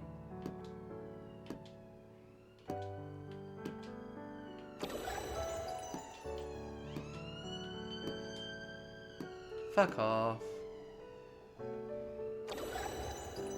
I love the Avatar films, but I accept they're not for a small minority of people. They are for most people, because they are.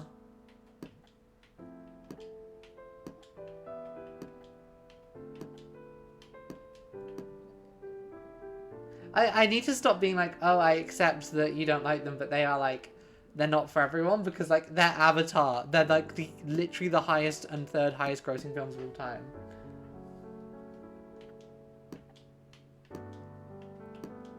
I have no opinions on the police. Why would I have opinions on the police? Ah! Oh, they're not Na'vi. They're not Na'vi. They're recombinants. They are the special forces team that like hunted down Jake Sully, and like in one, but because they died in the final battle in the first film. Yeah. There's some interesting ideas. There's some like politically quite interesting ideas. People don't give them credit. They're recombinants is what they call them. Because they're like a combination of Na'vi. Chinese people have good taste in films?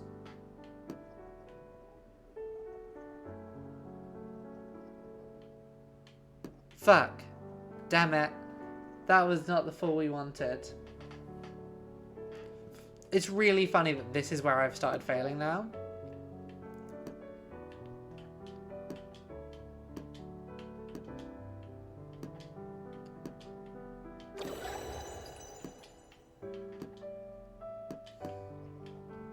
I don't...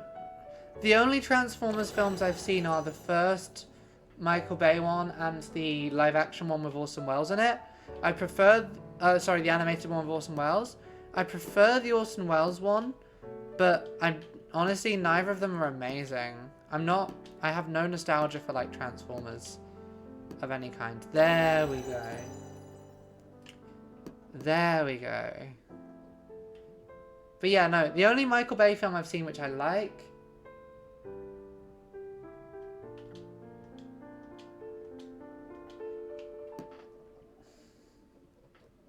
The second one has a Transformer who's like a sexy lady who tries to kill Sam Witwicky whilst they're fucking. That's all that I remember about it. Is that the one? It may also be the one with the racist robots as well. But I don't remember enough about them.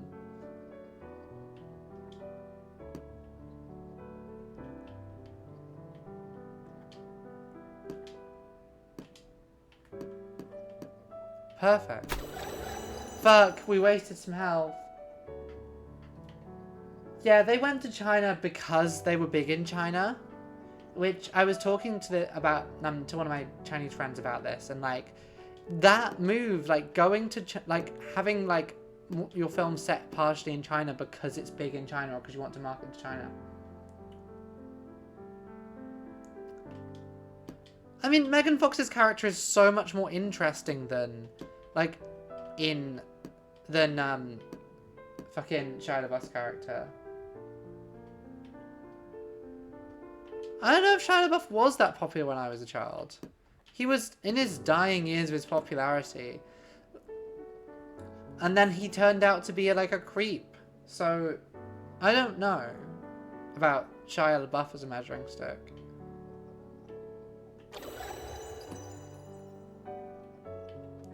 I think you could...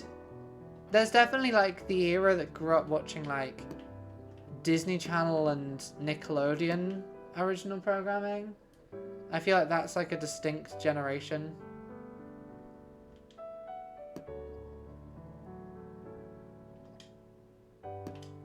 Yeah.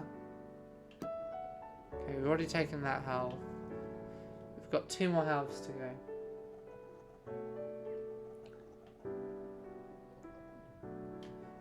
Wasn't his name Sam Witwicky? But yeah, no. Megan Fox is the main character. Like, it's really clear that Megan Fox was meant to be the main character, but they changed it. Because... You mean Austin Butler? He's not been in Dune yet. He's in part 2, isn't he? He wasn't in part 1.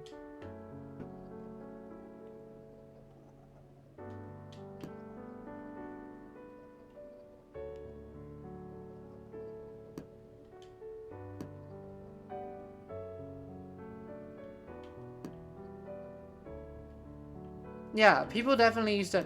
Like, TV is... Disney definitely killed Disney Channel in the UK for a reason. I think it still exists in the US. But, like, the stuff that used to be, like, Disney Channel content in...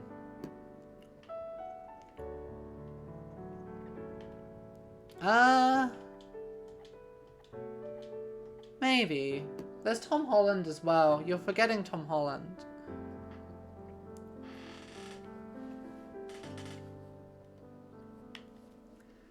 Yeah, I know Disney Channel like isn't like a universal experience, but I feel like it's a common enough experience.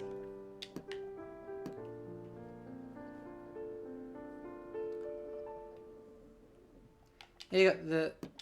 I mean... I don't understand the word twink enough to know who is and isn't one.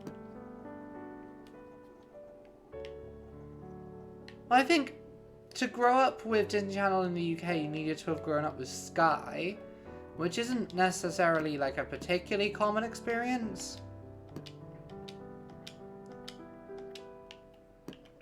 Like, a lot of people did not grow up with Sky, so... I think it's probably a class thing.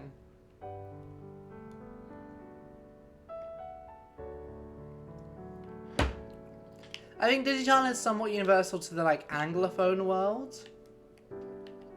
Or at least to the UK and America.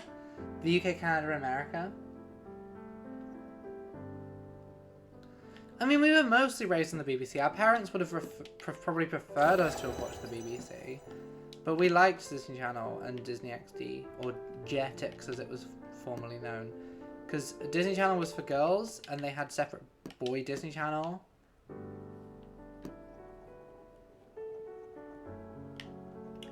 Yeah, although I mean, with Disney Channel, some of the stuff that they showed when I was watching it as a child was like, was stuff which was from Latin America that they'd overdubbed, and it was really obvious that it was overdubbed, but like, it was still quite popular. Like, it was this like essentially teen telenovela like slash sitcom called like Violetta, and about this like I think music school in Argentina.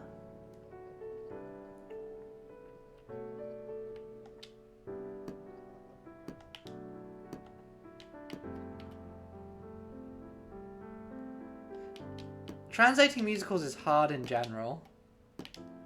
Damn it. At least these attempts are relatively quick.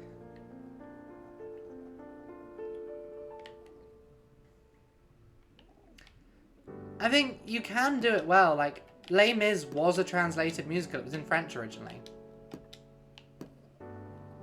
Like, Les Mis is not a English language musical. It's a French musical.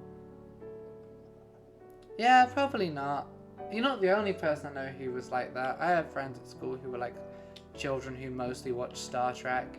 Although a lot of them also either watched anime or they watched like Asian dramas.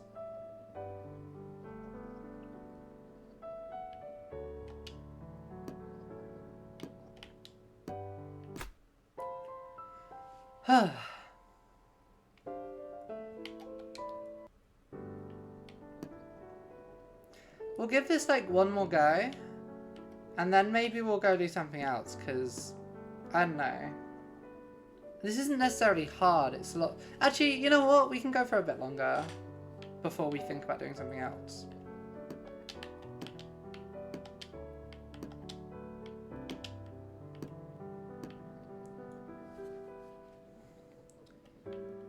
Yeah, I feel like you had to have been of a certain age and known the right people until quite recently to get into anime.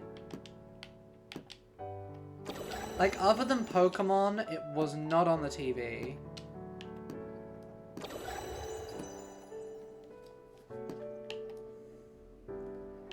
Yeah, like, the dramas were... well, because at my sixth form taught both Japanese and Mandarin. So we had a lot of people who were, like, into Japanese or into Chinese culture. And so they're the ones who tended to be like the drama watchers or like the anime watchers. As opposed to the rest. I mean, I did French, but I didn't become like well, I was going to say I didn't become like a French cinema obsessive, but I did do film studies for my postgrad, so. Oh, I mean, I would argue people who make like a piece of media their entire personality, no matter what that piece of media is, are by and large quite insufferable. I think anime is potentially worse than some others because a lot of it is either aimed at children or is deeply strange. Ayo. Ayo. No. Yeah, people who are like into anime sometimes are interesting. I don't think the people I knew who were like into anime became Nazis. I think they became relatively normal people. But like, it does happen. I mean, honestly, the people I knew at my school who became Nazis were like the fucking bronies of all people. Oh yeah, no. Like, even the thing is, anime, like, all art is by and large mostly shit. There's some good anime, but very little of it is good. I feel like it just happens, like, you don't... Sometimes you just end up interacting with people who are, like, into stuff, like... Oh yeah, no, it's deeply, like, gross about women. I don't think I've ever been particularly quiet about how a lot of Japanese media, media's depiction of... Oh, we had the opposite experience then. I don't know. It's why I found like My Little Pony episode of... I feel like bronies are one of those things where a lot of the people who were into it were into it because it was like an acceptable way to be into a girly thing. And some people were into it because of 4chan. Or because of like the irony of it all. Like, I know, I watched like shows for girly shows growing up. Like, I didn't give a shit about it. I didn't make it like a big part of my personality.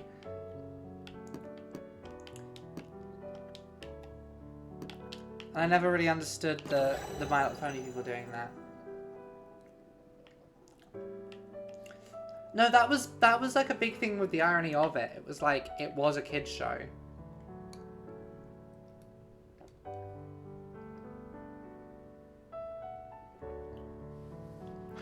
Wait, I'm not touching anything and the egg is going in circles? Is it gonna stop?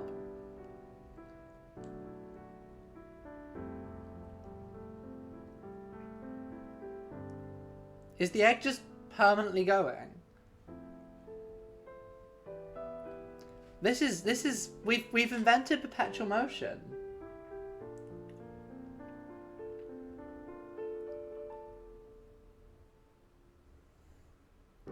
I don't know. Yeah, I guess the friction in this game is kind of non-existent, which, because I feel like that wouldn't happen in the other egg games, because the other egg games do have friction.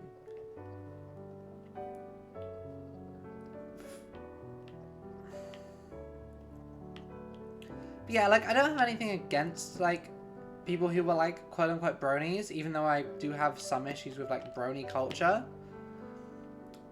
But, like, yeah, I think any of that, like, and you see the same thing with people who make, like, Doctor Who or Star Wars or, like, and, like, liking one piece of media, their entire personality.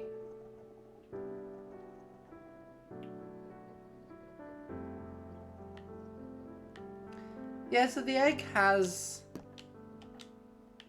some friction then.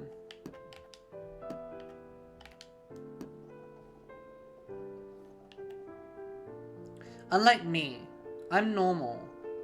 I make all of cinema my personality. Part of my personality.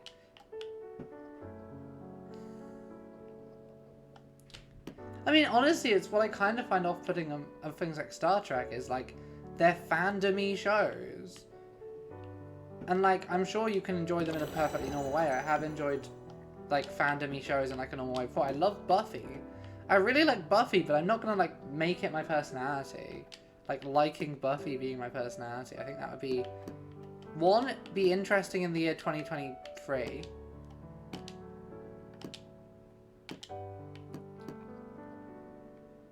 Yeah, I love, oh no, you joke! I guarantee you if you go on, like, AO3 and look in, like... Whoa!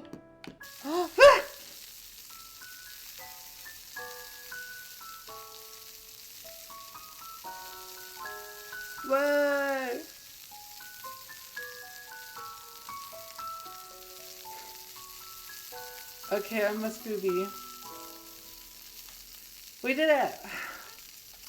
We now need to go back and do it to get, like 100, like 5 stars, but we'll do that another time.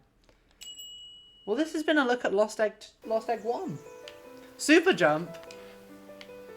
Whoa, what does Super Jump do?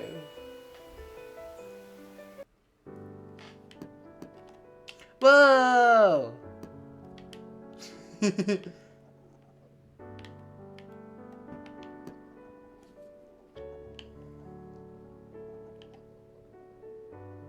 Oh yeah, no. People like that film. Like, a lot of people like Repo. Which is absurd to me as someone who likes musical theatre. Because it's demonstrably not a good musical.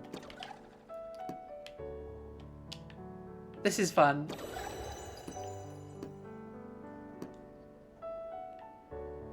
Yeah, Zydrate Anatomy is what it's called. I know that it's called Zydrate Anatomy. But, like, it's not a good song. Like, I think I was talking through a bit too much of that film last night. But, like, fuck, it's bad. From, like, a songwriting perspective, a show that has a normal fandom, I think you're making the mistake there of assuming that anything can have a quote-unquote normal fandom. Like, the whole, like, Zydrate comes in a little glass vial bit is kind of catchy, but that's the only bit of it I would describe as, like, catchy. Zydrate comes in a little glass vial. Ja. A little glass vial. A little glass vial. And the little glass vial goes into the gun like a battery. Gun? EH. And the Zydrate gun goes somewhere against your anatomy. Honestly, better sung than it was in the musical. Honestly, what I want to see here is if this makes this way more difficult or if it makes it easier.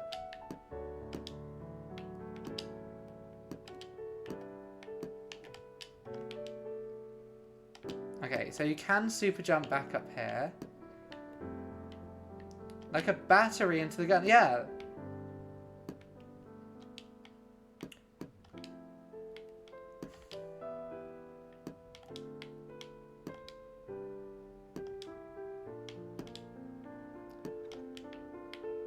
Okay, fuck, you can go off the roof.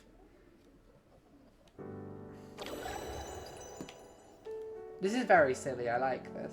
It's so poorly written, it's funny. This is also absurdly difficult to control. Yeah, like, I can see why, like, certain, like, edgy theatre teens would really like Repo.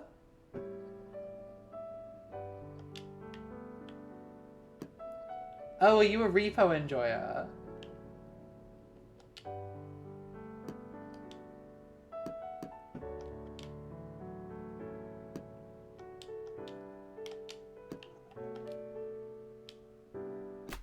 Anyway, that was super jump.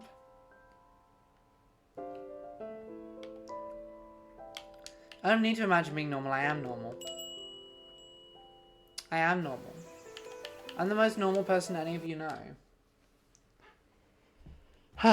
So maybe we'll... I think I'll just do 5-star of the bonus stage by myself. What do we want to do now? Do we want to go back to one of the other eggs? Do we want to revisit the bonus level of Lost Egg 3? To see these stages from a different light? I hate that I am almost normal for some people. I feel like I am.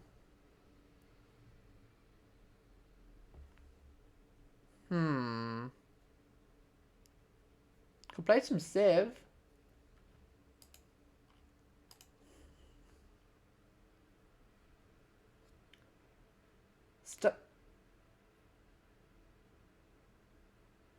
Yeah, I've watched almost every Marvel movie. What's more normal than that? What's more normal than that? Nothing.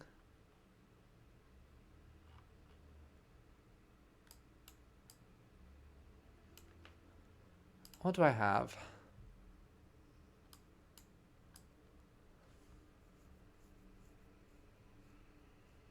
Yeah, relatively, I think I'm very normal.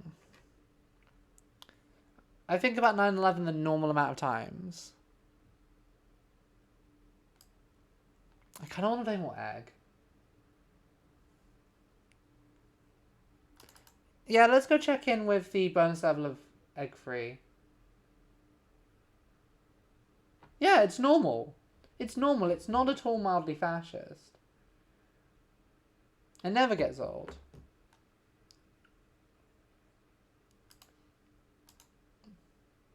Oh, parents don't count.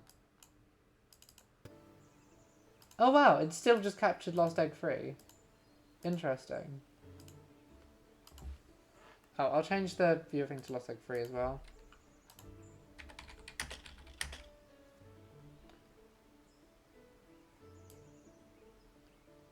"21 people are playing watching a Lost Egg 2 stream right now? Must check out. Must have look. Must have look.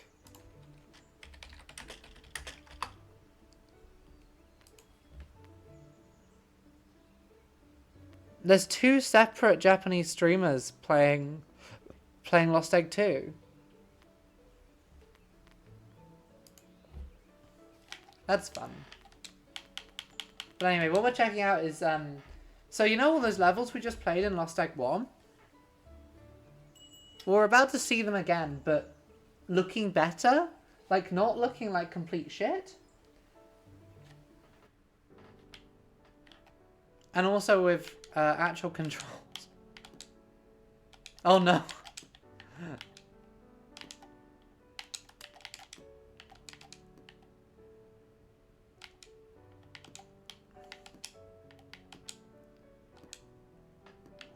It's like being a mentalist, isn't it, I assume?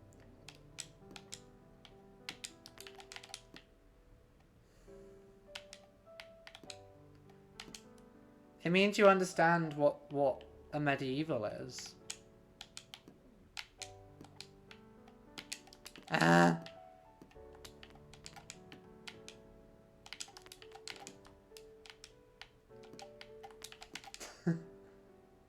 Yeah, you can see what I'm doing. I'm pink again. I can now teleport back to the start of the level when I fuck up. But yeah, they've closed the inside of this section.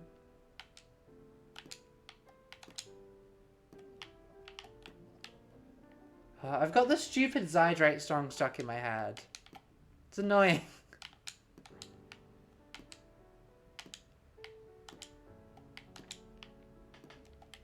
Like, it's controllable.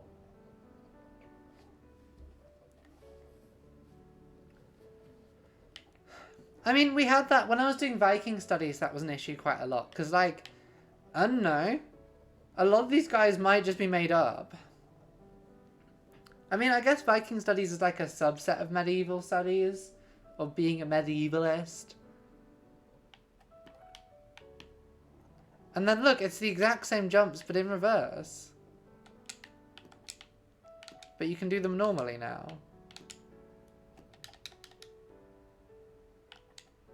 Like, a lot of them probably are real.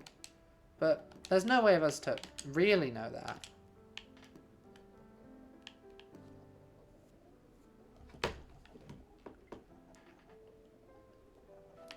And there we go, that's the stage we've just done. Well, not all of them are purely hypothetical. Lots of them are real. Lots of them were probably real. There's just a couple of the more important ones, like the what's he called? Well, also the thing is, fucking who's the one? Who's the one who's like the Ragnar Lothbrok is basically an amalgamation of Ragnar Lothbrok is basically an amalgamation of like loads of guys. Look, they've taken... Oh, the water is still here. It splashes now.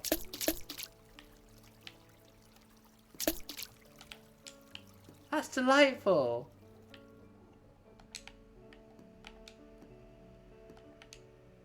But yeah, each jump is taking like 7. But yeah, like the thing with Ragnar Lothbrok is if you were to go by the sort of saga and like chronicle accounts of him, he will have lived for like 400, 500 years. Which is an impressive lifespan. No!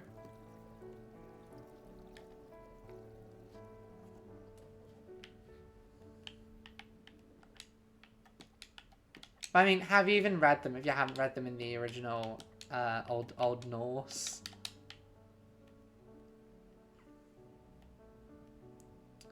I've had to read... I have so many, like, Norse sagas and stuff from my Viking studies just on a shelf. I've got, like, my hymns, Kringla... And I'm mispronouncing all of these because I can't remember how to pronounce Old Norse properly.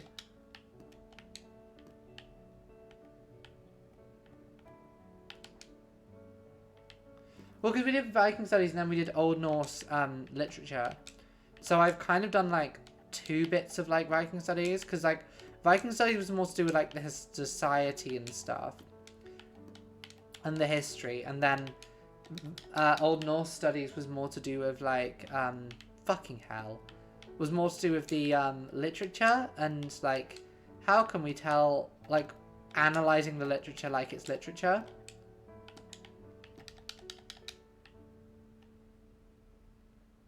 I've been reading a bit of Old English poetry. Because for something I was reading about Bath. My home city of Bath. Aquasulis, as it was once known.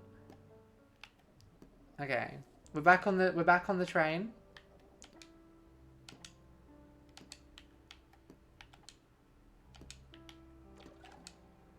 So we'll grab that and then we can... So yeah, they added in that section, because moving objects were a thing that they added in like Lost Egg 3. Or Lost Egg 2.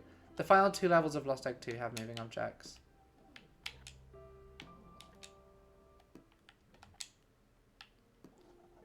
They've also gated off the top of this so we can't get onto the roof anymore.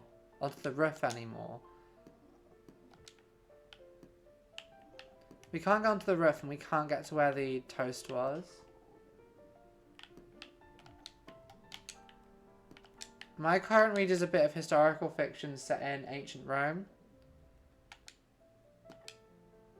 Gamers, I've just had a notification on my phone that Netflix is adding, on Sunday, Netflix is adding the Clifford the Big Red Dog movie.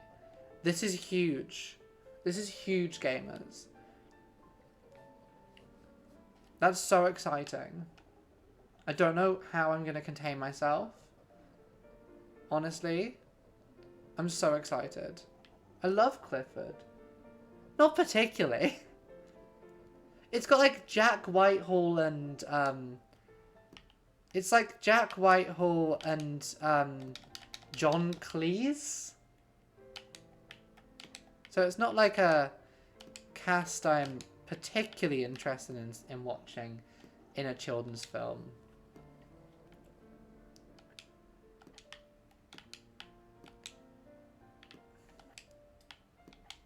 I don't know, maybe if there's no slop next week, I can be like, gamers. I've started using gamers as a gender neutral term, because I used to say lads, and I don't I don't mind, of all of like the gendered terms, I feel like lads somehow annoys me the least. Like, if you call me a lad, I'll get mad, but like, dude annoys me. Like, fella, guy, they all annoy me. Like, if someone calls me, like, my guy, my dude. But if you were to say, like, lads, I feel like lad is a gender-neutral term. Unless you're it's a gender-neutral term when it's used for a group. When it's used for a single person, then unless it's an adjective, like, you're saying, like, someone has, like, lad energy.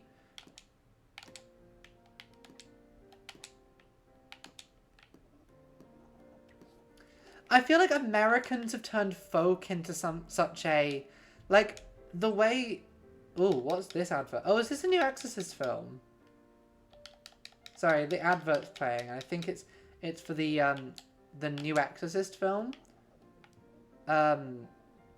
Which I think is like a requel. It's like basically just a sequel to the original. Yeah, The Exorcist Believer. Folk has become, like, the way that some Americans use folk weirds me out, and I don't like it. Or like, it just has this funny ring to me now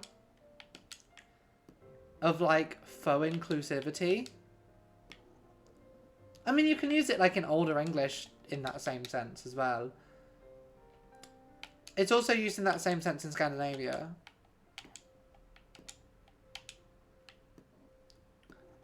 Like, folket, it just means the people in Swedish. So, like, I think there's a newspaper called, like, Folkets Nyheter or something. I could be misremembering. I haven't exactly read a Swedish newspaper in a while. I haven't read a newspaper in a while outside of, like, the websites.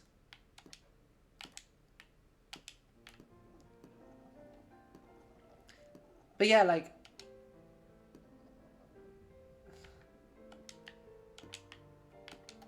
I mean, no, because there are some words which are different in singular and group context.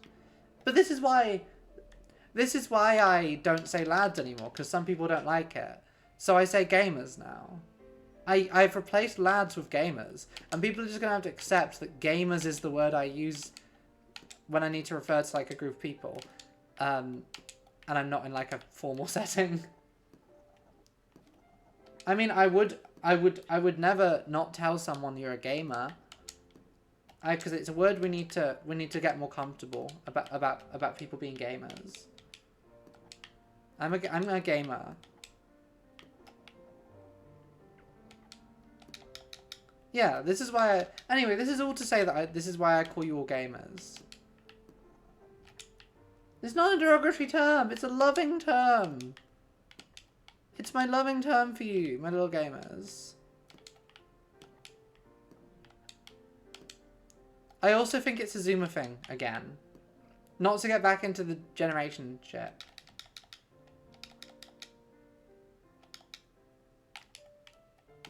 I've seen the film Gamer with Gerard Butler. It's not a good film. But also it came out at a time when, like, Hollywood was trying to cash in on games without really understanding them. Because, like, I feel like video games have only become, like, vaguely understandable to, like, the general public in the last couple of years. I think the Wii has a lot to thank for that, for, like, making video games more understandable and accessible. Fuck, I really want to play Wii Sports Resort. Once I'm employed and I've been paid. Oh, gamers stinky.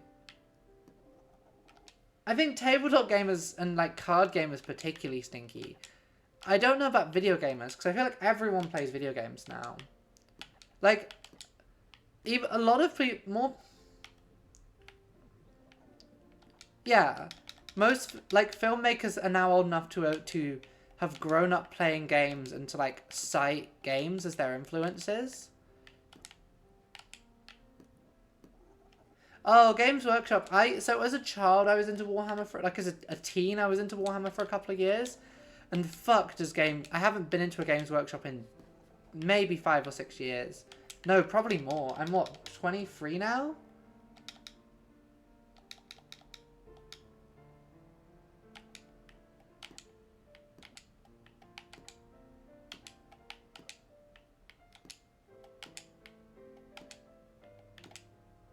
Nah, that was close. That was close. We were nearly there on that. Oh, I don't know. Maybe it's like a British thing, but like... Also, I think it depends on the game. But also, like, the worst smelling room I have ever been in. The stinkiest room.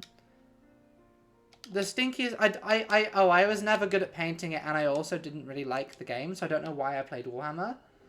Honestly, I played it because people I knew played it, and we had a Warhammer club at school. Like, neither bit of the game was particularly attractive to me. But yeah, like, I definitely think the worst smelling room I've ever been in was a triple bill of all 3 of the Star Wars sequels. After, like, on the day that Rise of Skywalker came out, I wanted to go to a midnight showing because I had a flight back early the next morning. So I was like, if I'm staying up, I may as well go to the cinema and watch, like, Star Wars.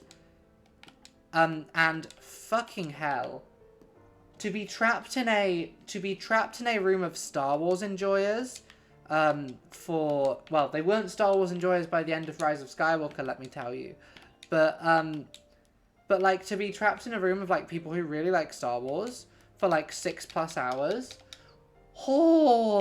stinky. Like, and I've been to full cinemas before, and they're not usually stinky. I've been to back-to-back showings before. They're not usually stinky. Star Wars, very stinky.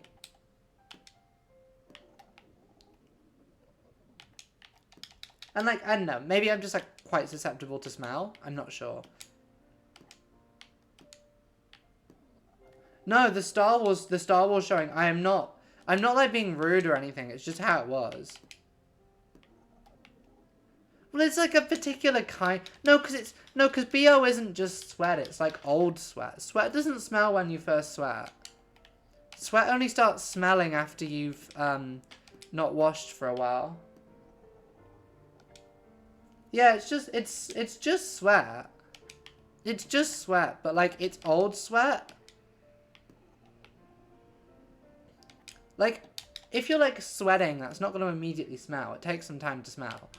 But you can, the like BO smell of like older sweat, that is a distinctive smell, I feel.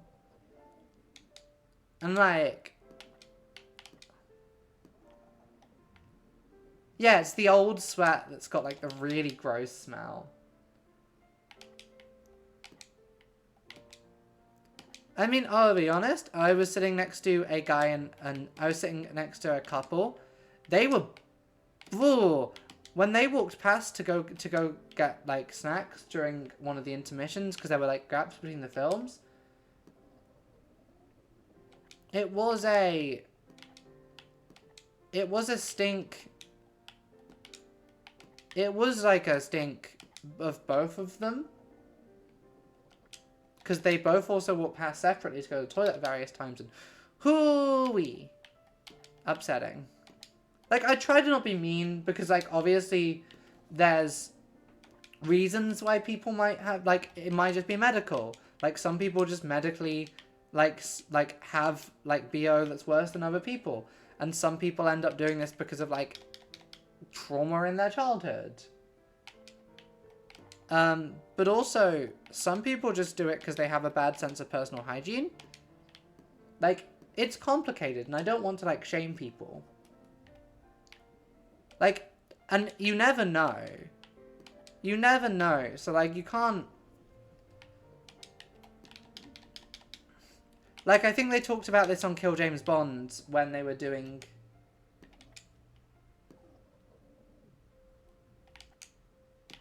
Oh, yeah, no. Like, it's more of, like, the experience of... Because it wasn't just one person. It was a lot of the people in that room. Not me, though. I smell delightful. I smell delightful. None of you will ever know, but I smell delightful. Yeah.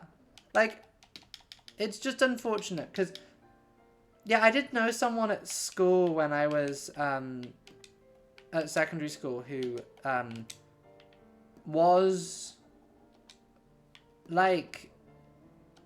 I don't think they had a great time, like, at home, and also they got bullied a lot at school, and I think as a response, like, I remember them mentioning on the Kill James Bond episode about Power of the Dog that, like, people not showering and, or, like, people, like, getting, like, stinky and, like, having bad personal hygiene can be a response to, like, abuse and stuff, and looking back and knowing what I knew about that kid, like... I feel... I never, like, bullied them, but, like... They were also just, like, not a very nice person. Yeah, it's something like that. I can't remember exactly what it was. But yeah, it was... Oh, that's fascinating. That's just... Not watching on principle is interesting.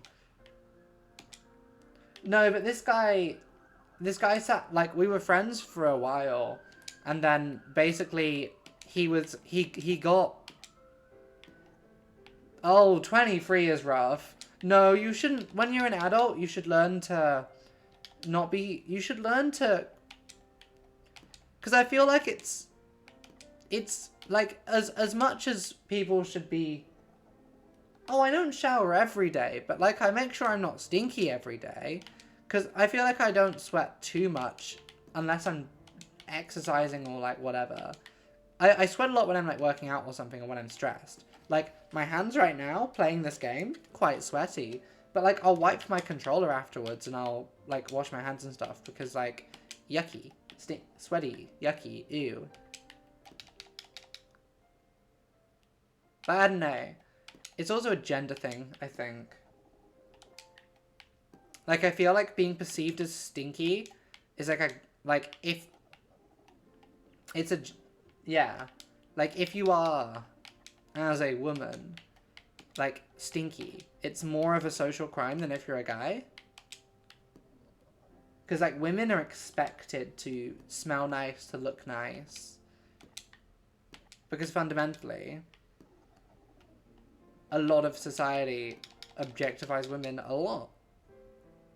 But also then, you end up as a trans woman. And this is something that TERFs often don't get when you're speaking to them. Is like, as a trans woman, you're both expected to be a feminist and to recognize that these things are bad. But also, because you, for your own, like, safety, you kind of have to, like, knowingly do these things that... maybe aren't particularly the most feminist things in the world. Like, there are feminist arguments against, like, makeup and against, like... And I mean, like, it's complicated, but yeah, it's a weird situation that, like, I feel like I find hard to explain to people sometimes. But yeah. I don't know if I'm making any sense. I feel like I might just be saying words. I don't know. I'm not smart. I feel like I don't say this enough. I shave my legs so I like my legs feeling smooth. But yeah, like, shaving legs was basically a thing. Shaving legs, as far as I'm aware, like, shaving body hair was kind of pushed by razor companies to sell razors. That's interesting. To be fair, that might just be fashion. That might just be changing fashions and stuff.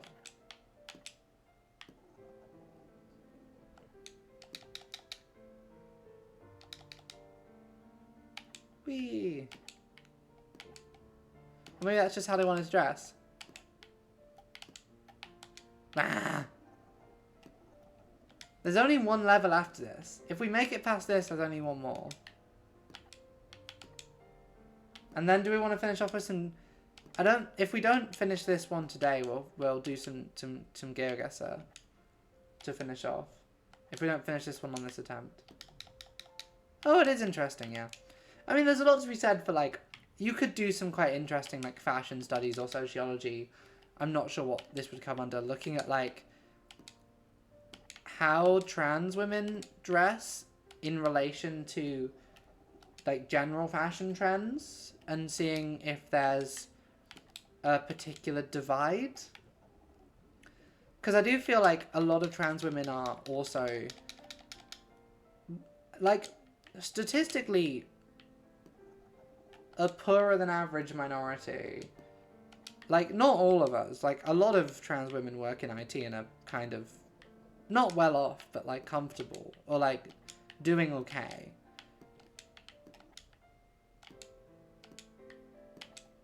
I feel like some people do overstate how bad some of these things are. But then also a lot of trans people are very leftist, and some leftist communities, like particularly the anarchists, of which I am not one, like have distinct, like, ways of dressing. I don't know, this is just something I've been thinking about. But yeah, I was reading,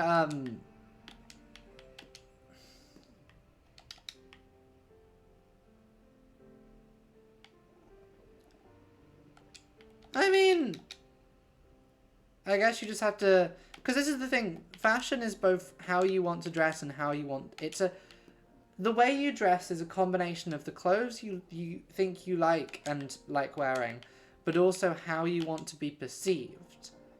Like, that's the thing, it's a combination of the two, because fundamentally, like, gender, fashion, all of these things are performances.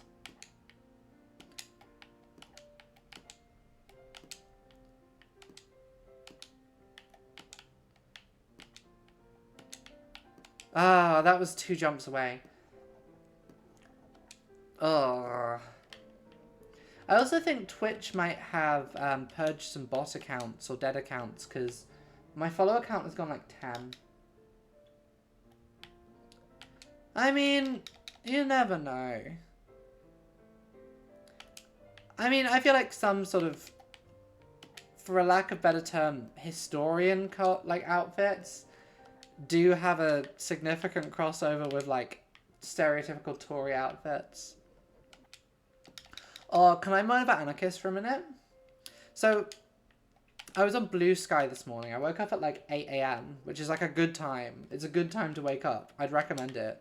It's pretty cool. And, like, I saw, like, John Duncan. I mean, they're, like, they seem to be... Anarchists are by and large nice people who I think are just wrong. I don't think they're, like, morally bankrupt, but, like, they annoy me sometimes. And, like, if you're an anarchist, all power to you. I just disagree with your ideas. But yeah, no, they were like having an argument and they posted this source which was a kind of think piece, basically. They were claiming it was like an article, and it was entirely unsourced. It was just like them stating things like they were universal truths. And maybe this is me being a bit too much the immortal science of Marxism, but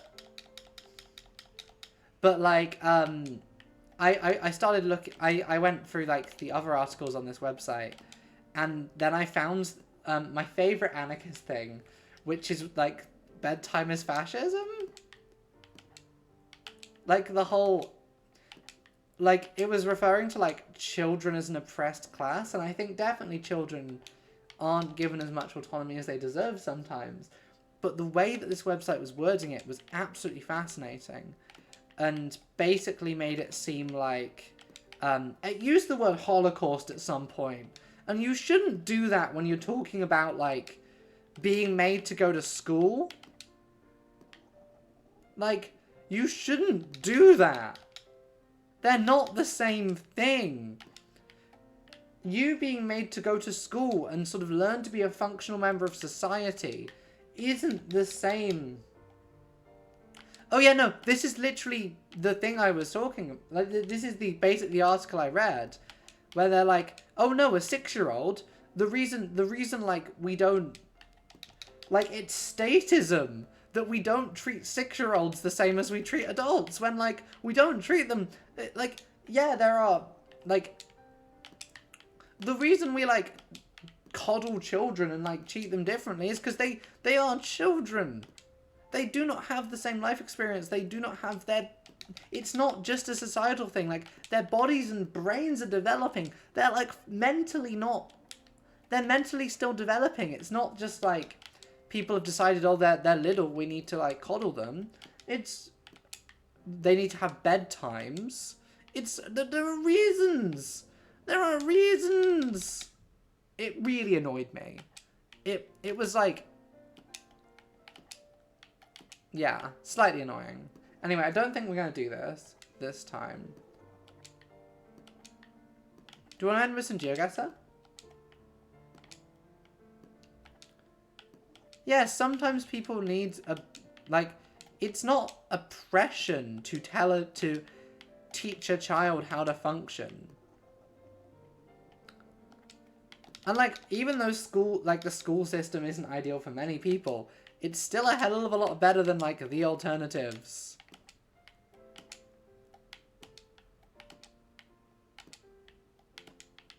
We have, like, one more try, I think. Yeah, if you don't... You need help, and, like, you should be treated... Children should be definitely given, not more necessarily autonomy, but more say in their own existence than many of them are now. They shouldn't be treated like they're sort of objects. But... yeah, it just was really interesting to me.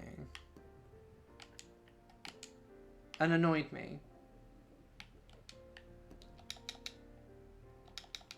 But also, like, I don't know. If you're an anarchist, I don't hold it against you or anything. I'm sure you think my statist beliefs are, like, oppressive and I'm wrong for that, just as I think you're wrong for other things. And I hope we can get along otherwise. And we can all agree at least we're not Tories. Or, shudder, Social Democrats.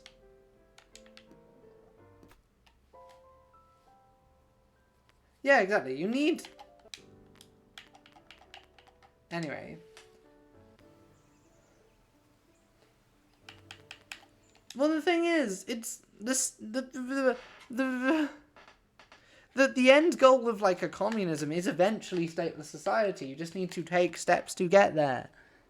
You can't just go there.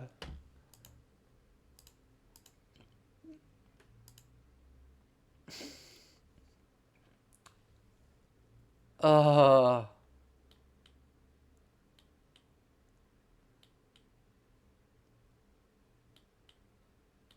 Do you want to end with some GeoGuessr?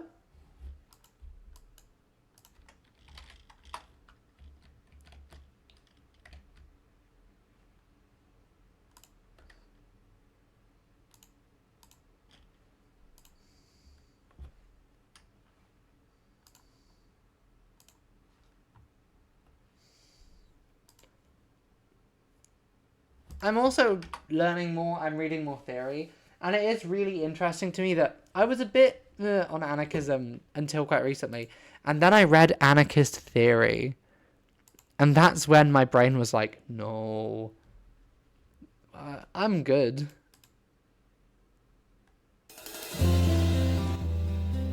We're going to have the Wii Sports Resort soundtrack on. Because I'm in a Wii Sports mood today.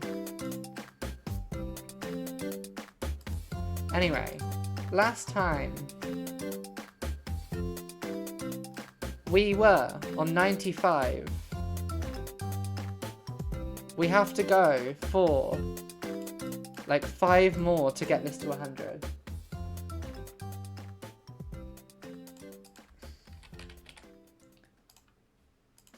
Oh yeah, I haven't read Conquest of Bread. I have a copy somewhere. What is this one? Oh, the basketball song.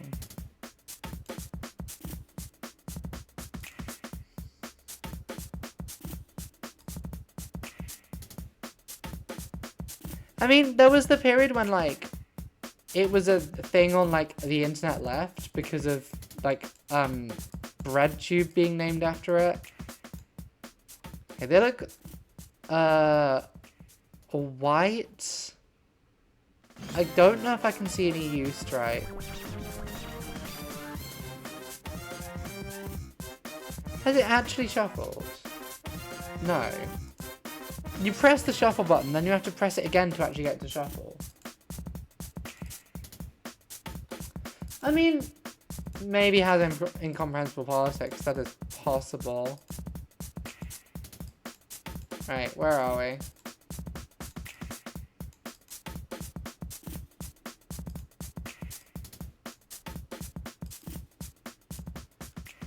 A roomster.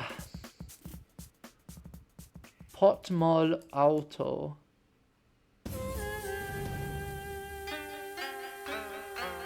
This car. Is that not Polish? I think that was Polish we just saw.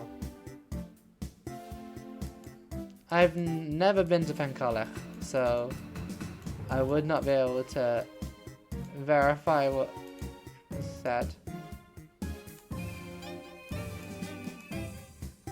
Yeah, it's Poland or Czechia.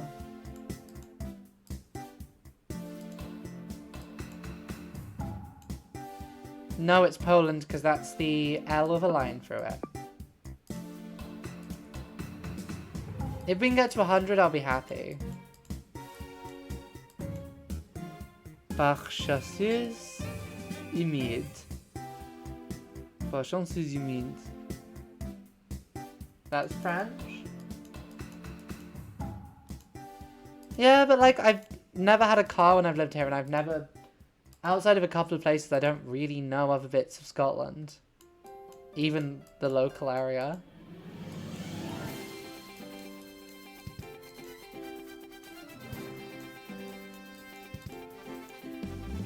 It is a chonky road sign.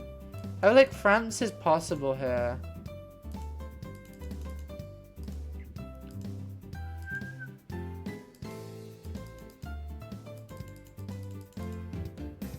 Oh yeah, this is just the Wii Sports Resort soundtrack.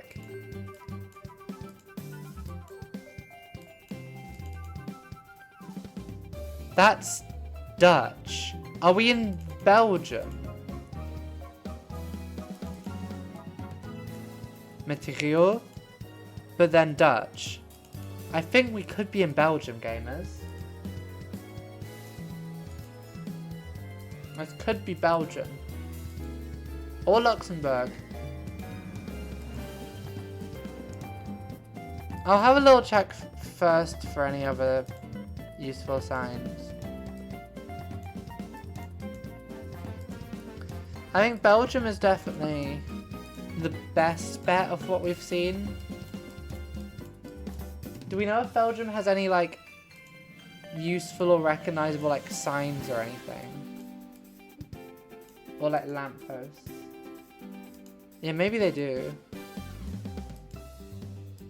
We're apparently just chasing this car. Okay. That's just saying there's a turning. This is a Roman road. This road is straight enough that it's probably Roman. Which means France or Belgium. It's really pissing it down out there.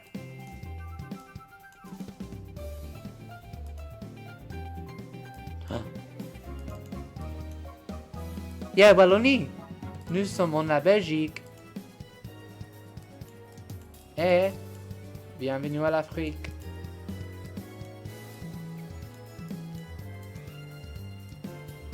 Right. Sun check. Is that the sun? Because if so, it's like very northwards.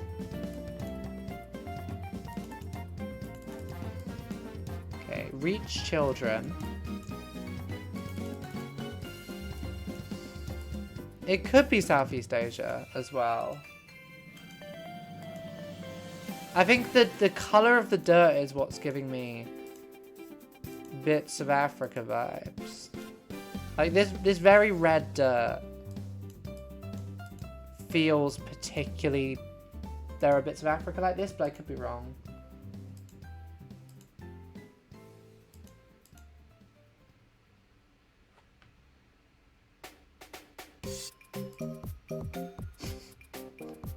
Automod just did its job.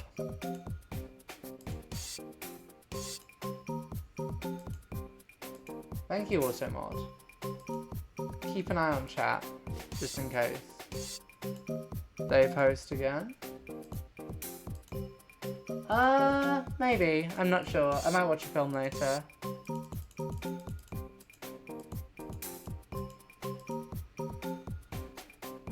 Aww. Oh, you think you had something random history? Let's report you quickly for hateful conduct.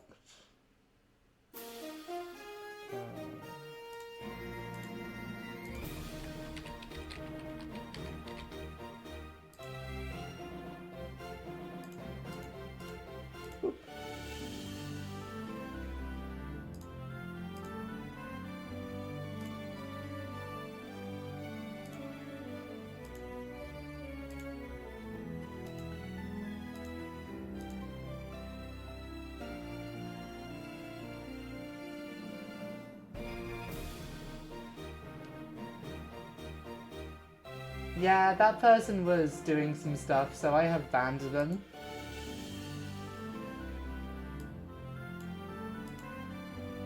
I don't think Niger is in this. Oh no, they were doing transphobia is what they were doing.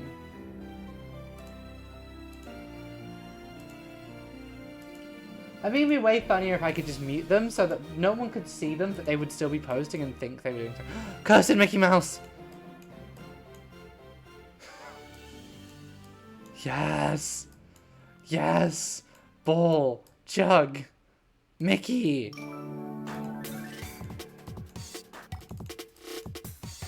St. John's Secondary.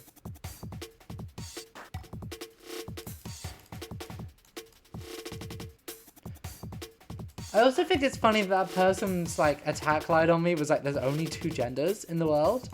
As if I'm a binary trans woman, that doesn't bother me particularly. Like, I disagree because it's objectively wrong, but okay. Possibly Kenya or Nigeria. There's definitely a way to tell from dirt colours, but... Exactly! Like, it's dated!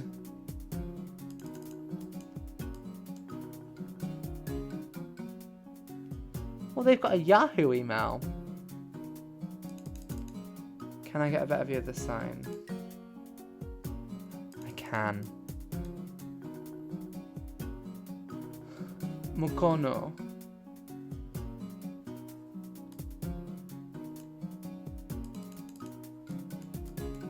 And that sign is Gewambogo Nyai. Yeah, it's really funny how they do only have one joke. And they pretend they don't, but they do only have one joke.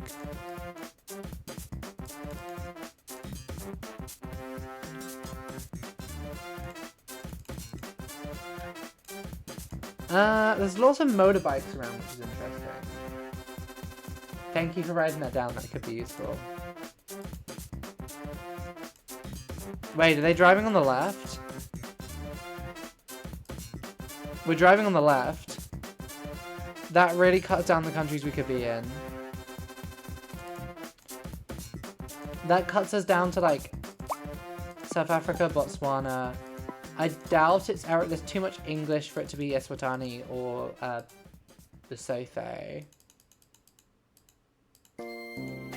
South Africa's probably the closest, but a couple other options. I really should have checked which side of the road people were driving on. Should have been something I'd done immediately. But also, this doesn't really have the vibes of South Africa. South Africa tends to look different to this.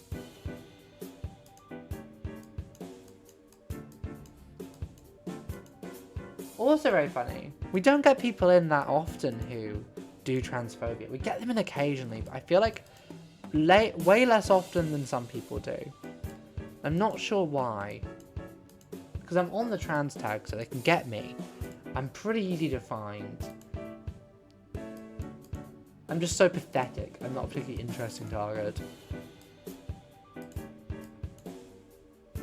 Ooh. Okay, that's a park. That's a car park.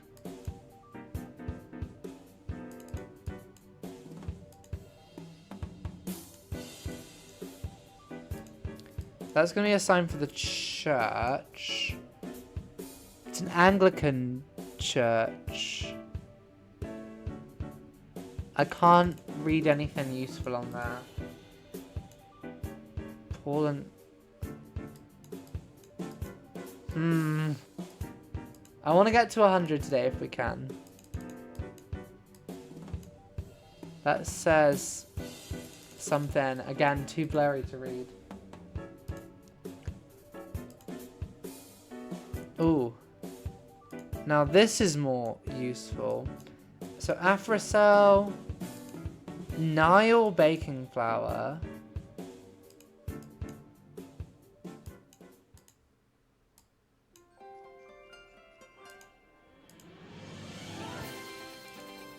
Yeah, it's gonna be hard to find something.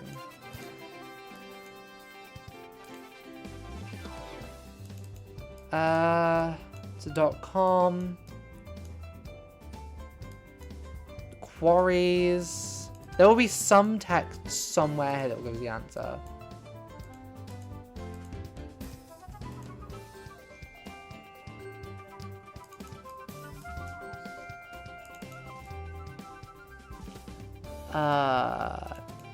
It's too blurry.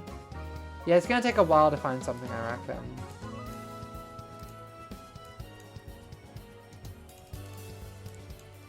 Kampala. Kampala is in... Fuck, where's Kampala? Oh, Nairobi. We're in Kenya. Wait, are we in Uganda? We're in Kenya or Uganda?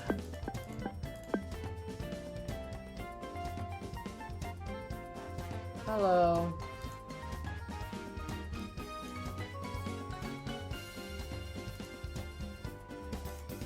Where the fuck is this?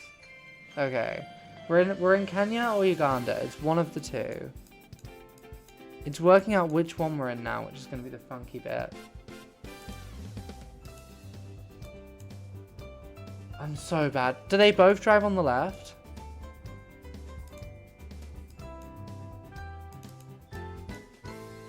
Uganda. That's a UG. 98. Two more and we're at 100. Two more and we're at 100, which will be our longest streak ever by a long way. Okay, there's stuff this way. There's a road sign name, I think, there. It's in Cyrillic. Mykala, you know how bad I am at reading Cyrillic.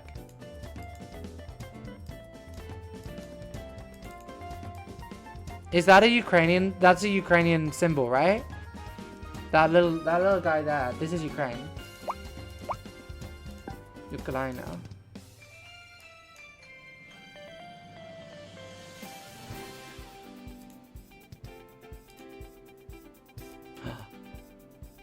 Czechia! We're in Brno. Yeah, I thought it was the coat of arms. We're in 100! They gave us a nice easy one for like 99 and 100. Those were so quick that we'll do a couple more. Arctic watershed. Historique plaque historique. That means we're in Canada, like 90% chance Canada, right?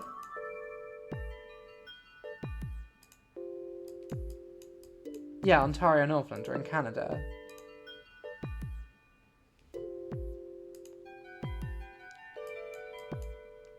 This is big America vibes. This has big USA vibes. Oh wait, never mind. It's...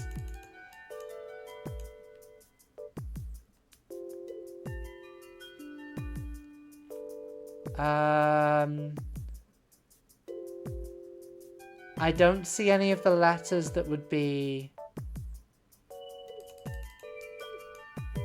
Yeah, that's Russian. That's not Russian, it's not Kazakh. It's not Uzbek.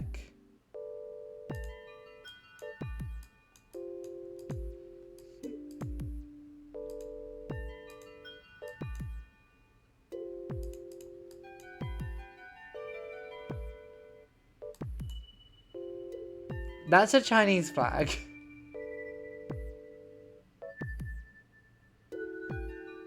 That is a Chinese flag on there. There's no way this is a weird Russian-speaking bit of China, right? That would be absurd. We're probably just, like, in Vladivostok or something. Right?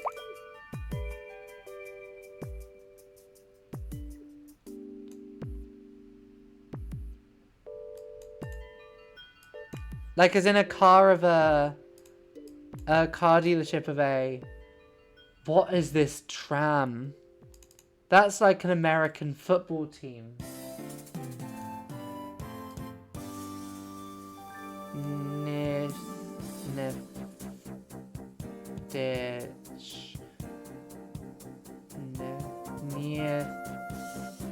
Yeah, it's definitely a team. Nizhnemansk.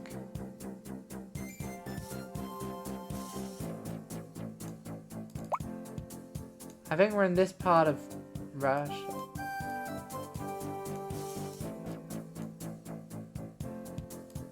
Means oil chemist. I think Russia is probably a safe bet, but part of me is still like, no, we need to be sure.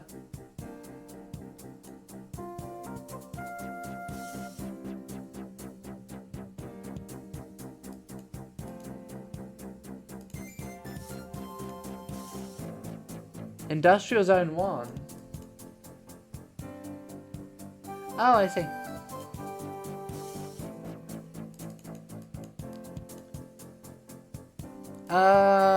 One of these must be useful, right? That looks like an official building. Unless it's a school. It could also be a school. Stolavia.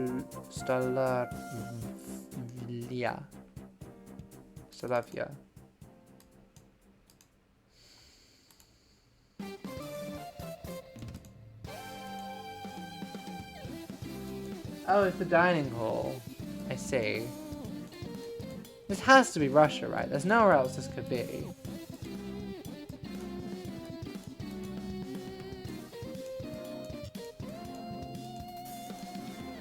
Wait, flag, flag, flag, flag, flag, flag, flag, flag, flag. It's a Russian flag, and is that an Uzbek flag? Or is that a Russian state flag? No, that's a state flag, isn't it?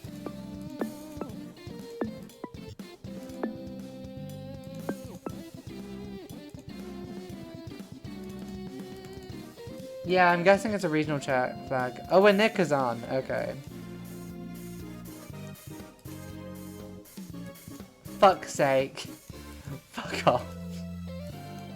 I think sun is to the north, so we're probably in Latin America somewhere. But who can tell? Yeah, Russia has its autonomous regions, so... Oh. Truck check. Nothing. Oh, this might be the one that ends the stream. This could be the US. Whoa, sign. Talk klaxon. Talk klaxon. Honk horn. Tokyo klaxon.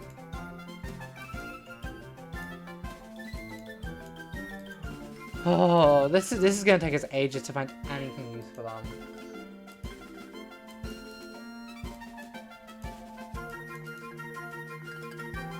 Yeah, it looked.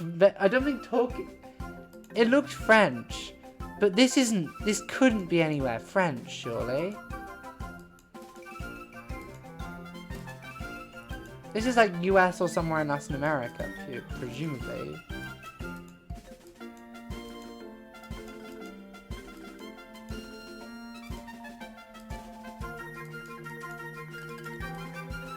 Like, this looks like bits of, like... It could be Spanish. It could be weird Spanish. Hello. Sometimes these people have flags. Okay, they've just got their whole ass number plate out for anyone to see. Oh, they've got words on the back.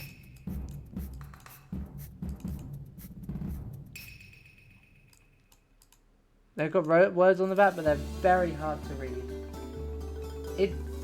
That also looked like Spanish on the back. I can't really read it, but it looks Spanish. Because of this bloody sun in the northern hemisphere. Actually, no. That's southern hemisphere. That's just southern hemisphere, isn't it?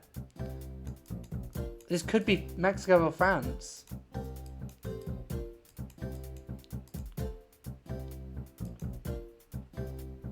It's northern hemisphere.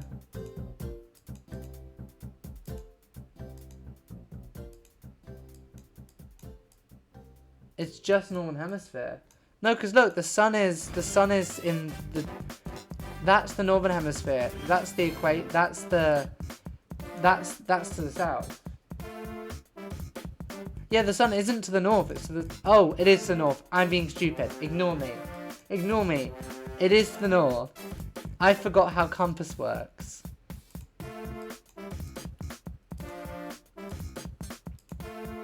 I forgot how the compass works. Yeah, Peru or Bolivia. It's the same ones. Okay. Reducir velocidad en tu claxon. Yeah, I realize now. Okay.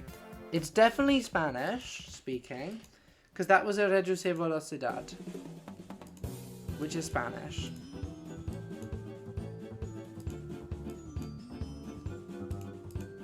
Let's see if this has a Presidencia.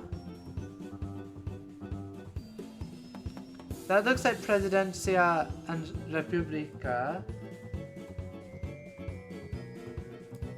It doesn't have...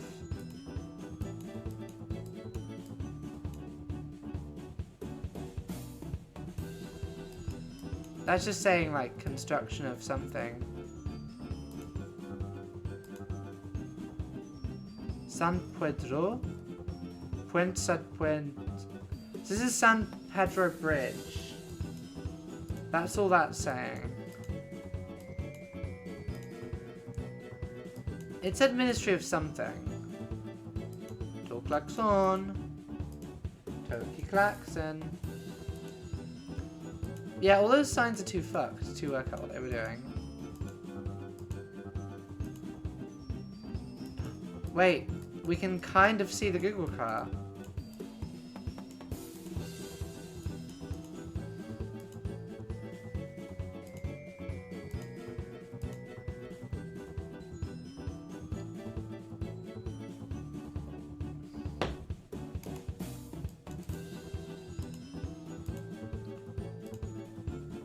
Ah.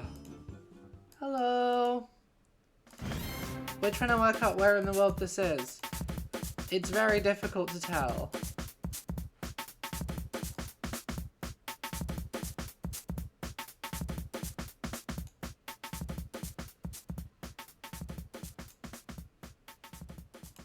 It's really hard to tell. Yeah, it's Southern Hemisphere, so it's definitely, it's Argentina, Peru, probably not Bolivia, possibly Chile, but also we're not sure. Oh, okay, black car, Southern Hemisphere is usually... Ooh, please have something, please have something.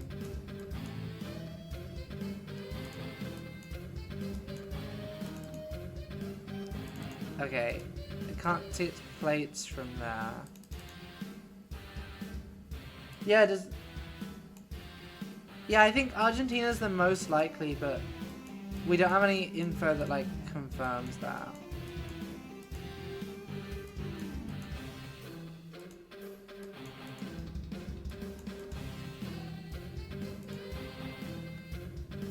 Yeah, Uruguay, as far as I'm aware, is quite flat.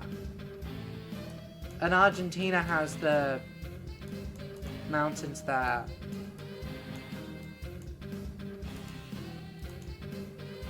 Argentina is definitely would be a safe bet, but also our streak is 102. Oh, we saw San Juan because it was a bridge called the San Juan Bridge, but that just means St. John.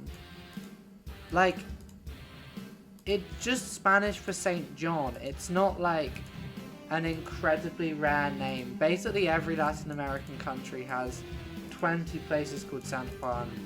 Fuck, the US has somewhere called San Juan. No, it was the name of the bridge.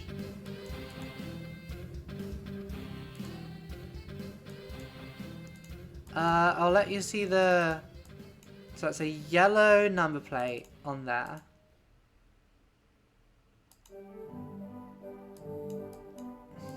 Yeah, it'd be interesting to have directions on a single road down a ravine. Is that another Tercera Juan? It's a wiggle. So it's yellow number plates, Southern Hemisphere, Spanish speaking. That has to limit it slightly. Mountainous. Cactus. So it's like a desert mountainous. I mean, it could be Peru. Like, there's nothing particularly suggesting it's not Peru.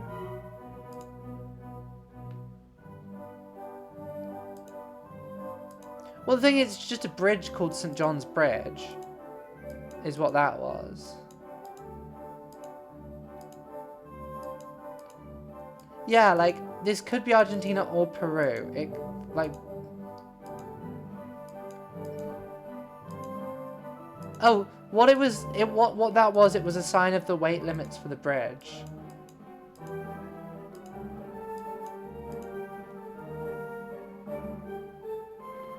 This is the dog fighting music. No, I read it. It said San Juan Bridge, and then it had basically the different weights of vehicle classes that are allowed over it. Because it said Pont San Juan, and Pont is, or point, or whatever it was. Whatever the Spanish word for bridge is. I think it was just weight limit, so you don't drive something too heavy over it. That's my guess, anyway.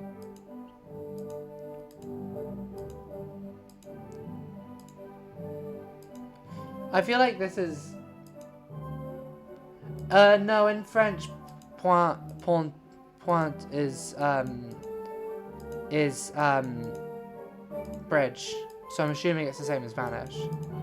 Maybe it's just the San Juan River then, but...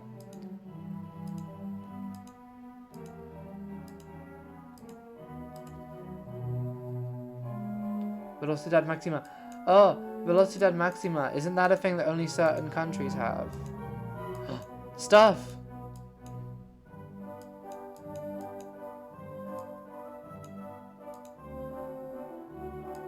Okay, this is like ruins.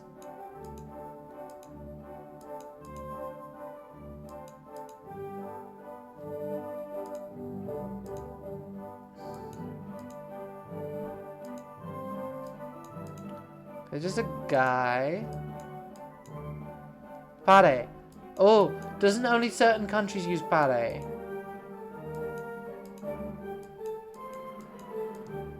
Hyundai.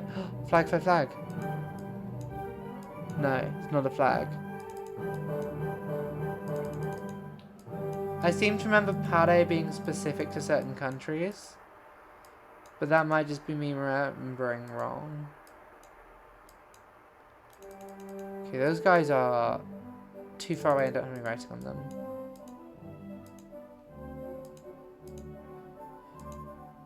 How mysterious.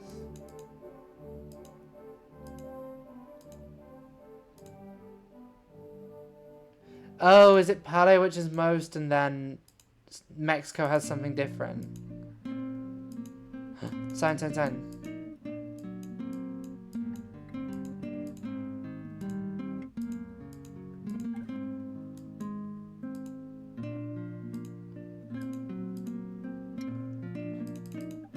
Fuck. Oh. It's just saying it's not a useful sign. Okay. I see.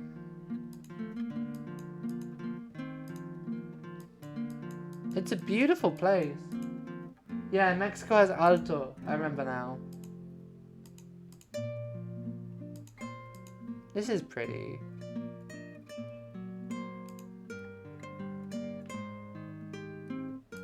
This is also from the flying bit.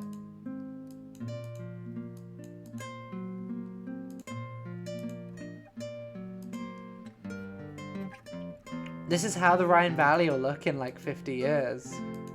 50 years is maybe being generous. We will get there.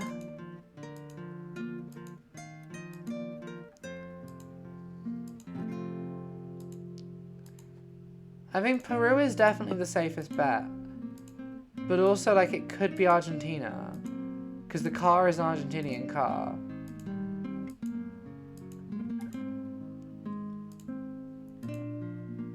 But the poles are Peruvian.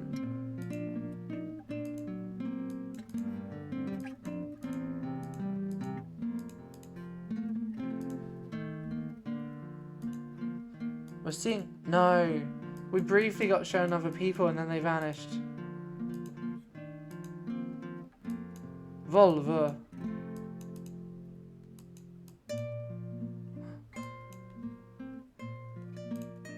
Does that say Peruvian on it? That says Peruvian. So that's... I mean, that's just saying the tent is Peruvian. We've seen the word Peru now.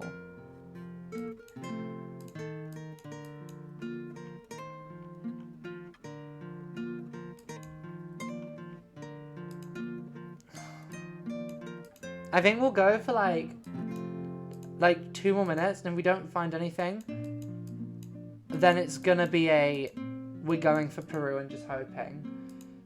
Because I don't want to spend like 15-20 minutes just going down this gorge and hoping that we find something. Oh, this is the end of the line. This is the end of the road.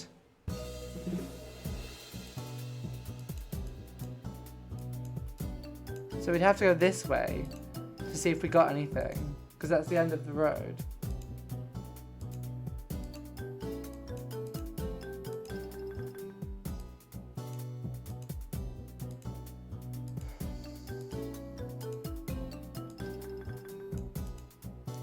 It's so weird.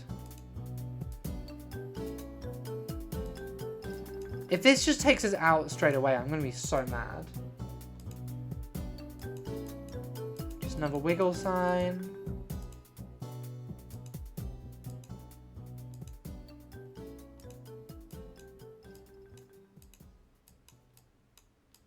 Claxon.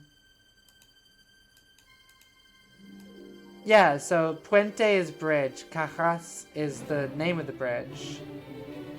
And Bissell Max is the max weight that each of these vehicles are allowed to be. I think is that what that sign is suggesting.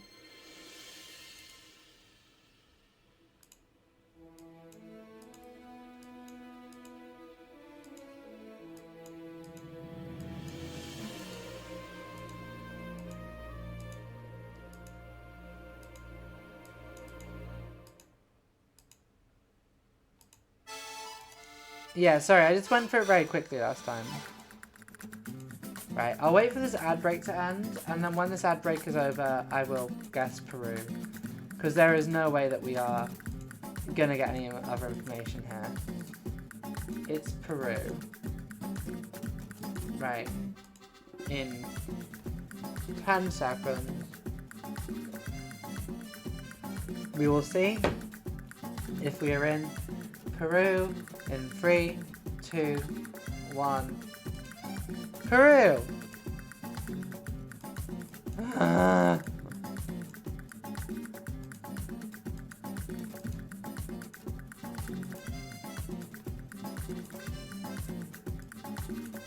You know what? We'll come back to this next time. We're over 100 on the streak. We're over 100. We beat most of Lost Egg 1, which is pretty cool. I think it's been a good stream. Wii Sports Resort, you can be quiet now. Anyway, there are only 3 of us, so I don't think I'll end up raiding anyone today. I think we'll just call it a day.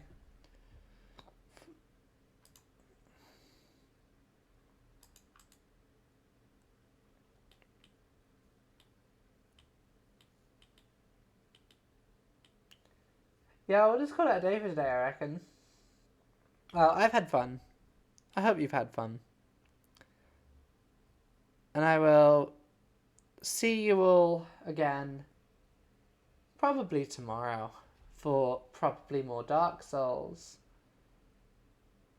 Yeah, I don't know if I have the mental energy to go searching for another... To go searching for another person to raid. We could have a quick look. Nah, I can't be bothered. I'm too sleepy. Right, I'll see you all tomorrow for Dark Souls. Bye.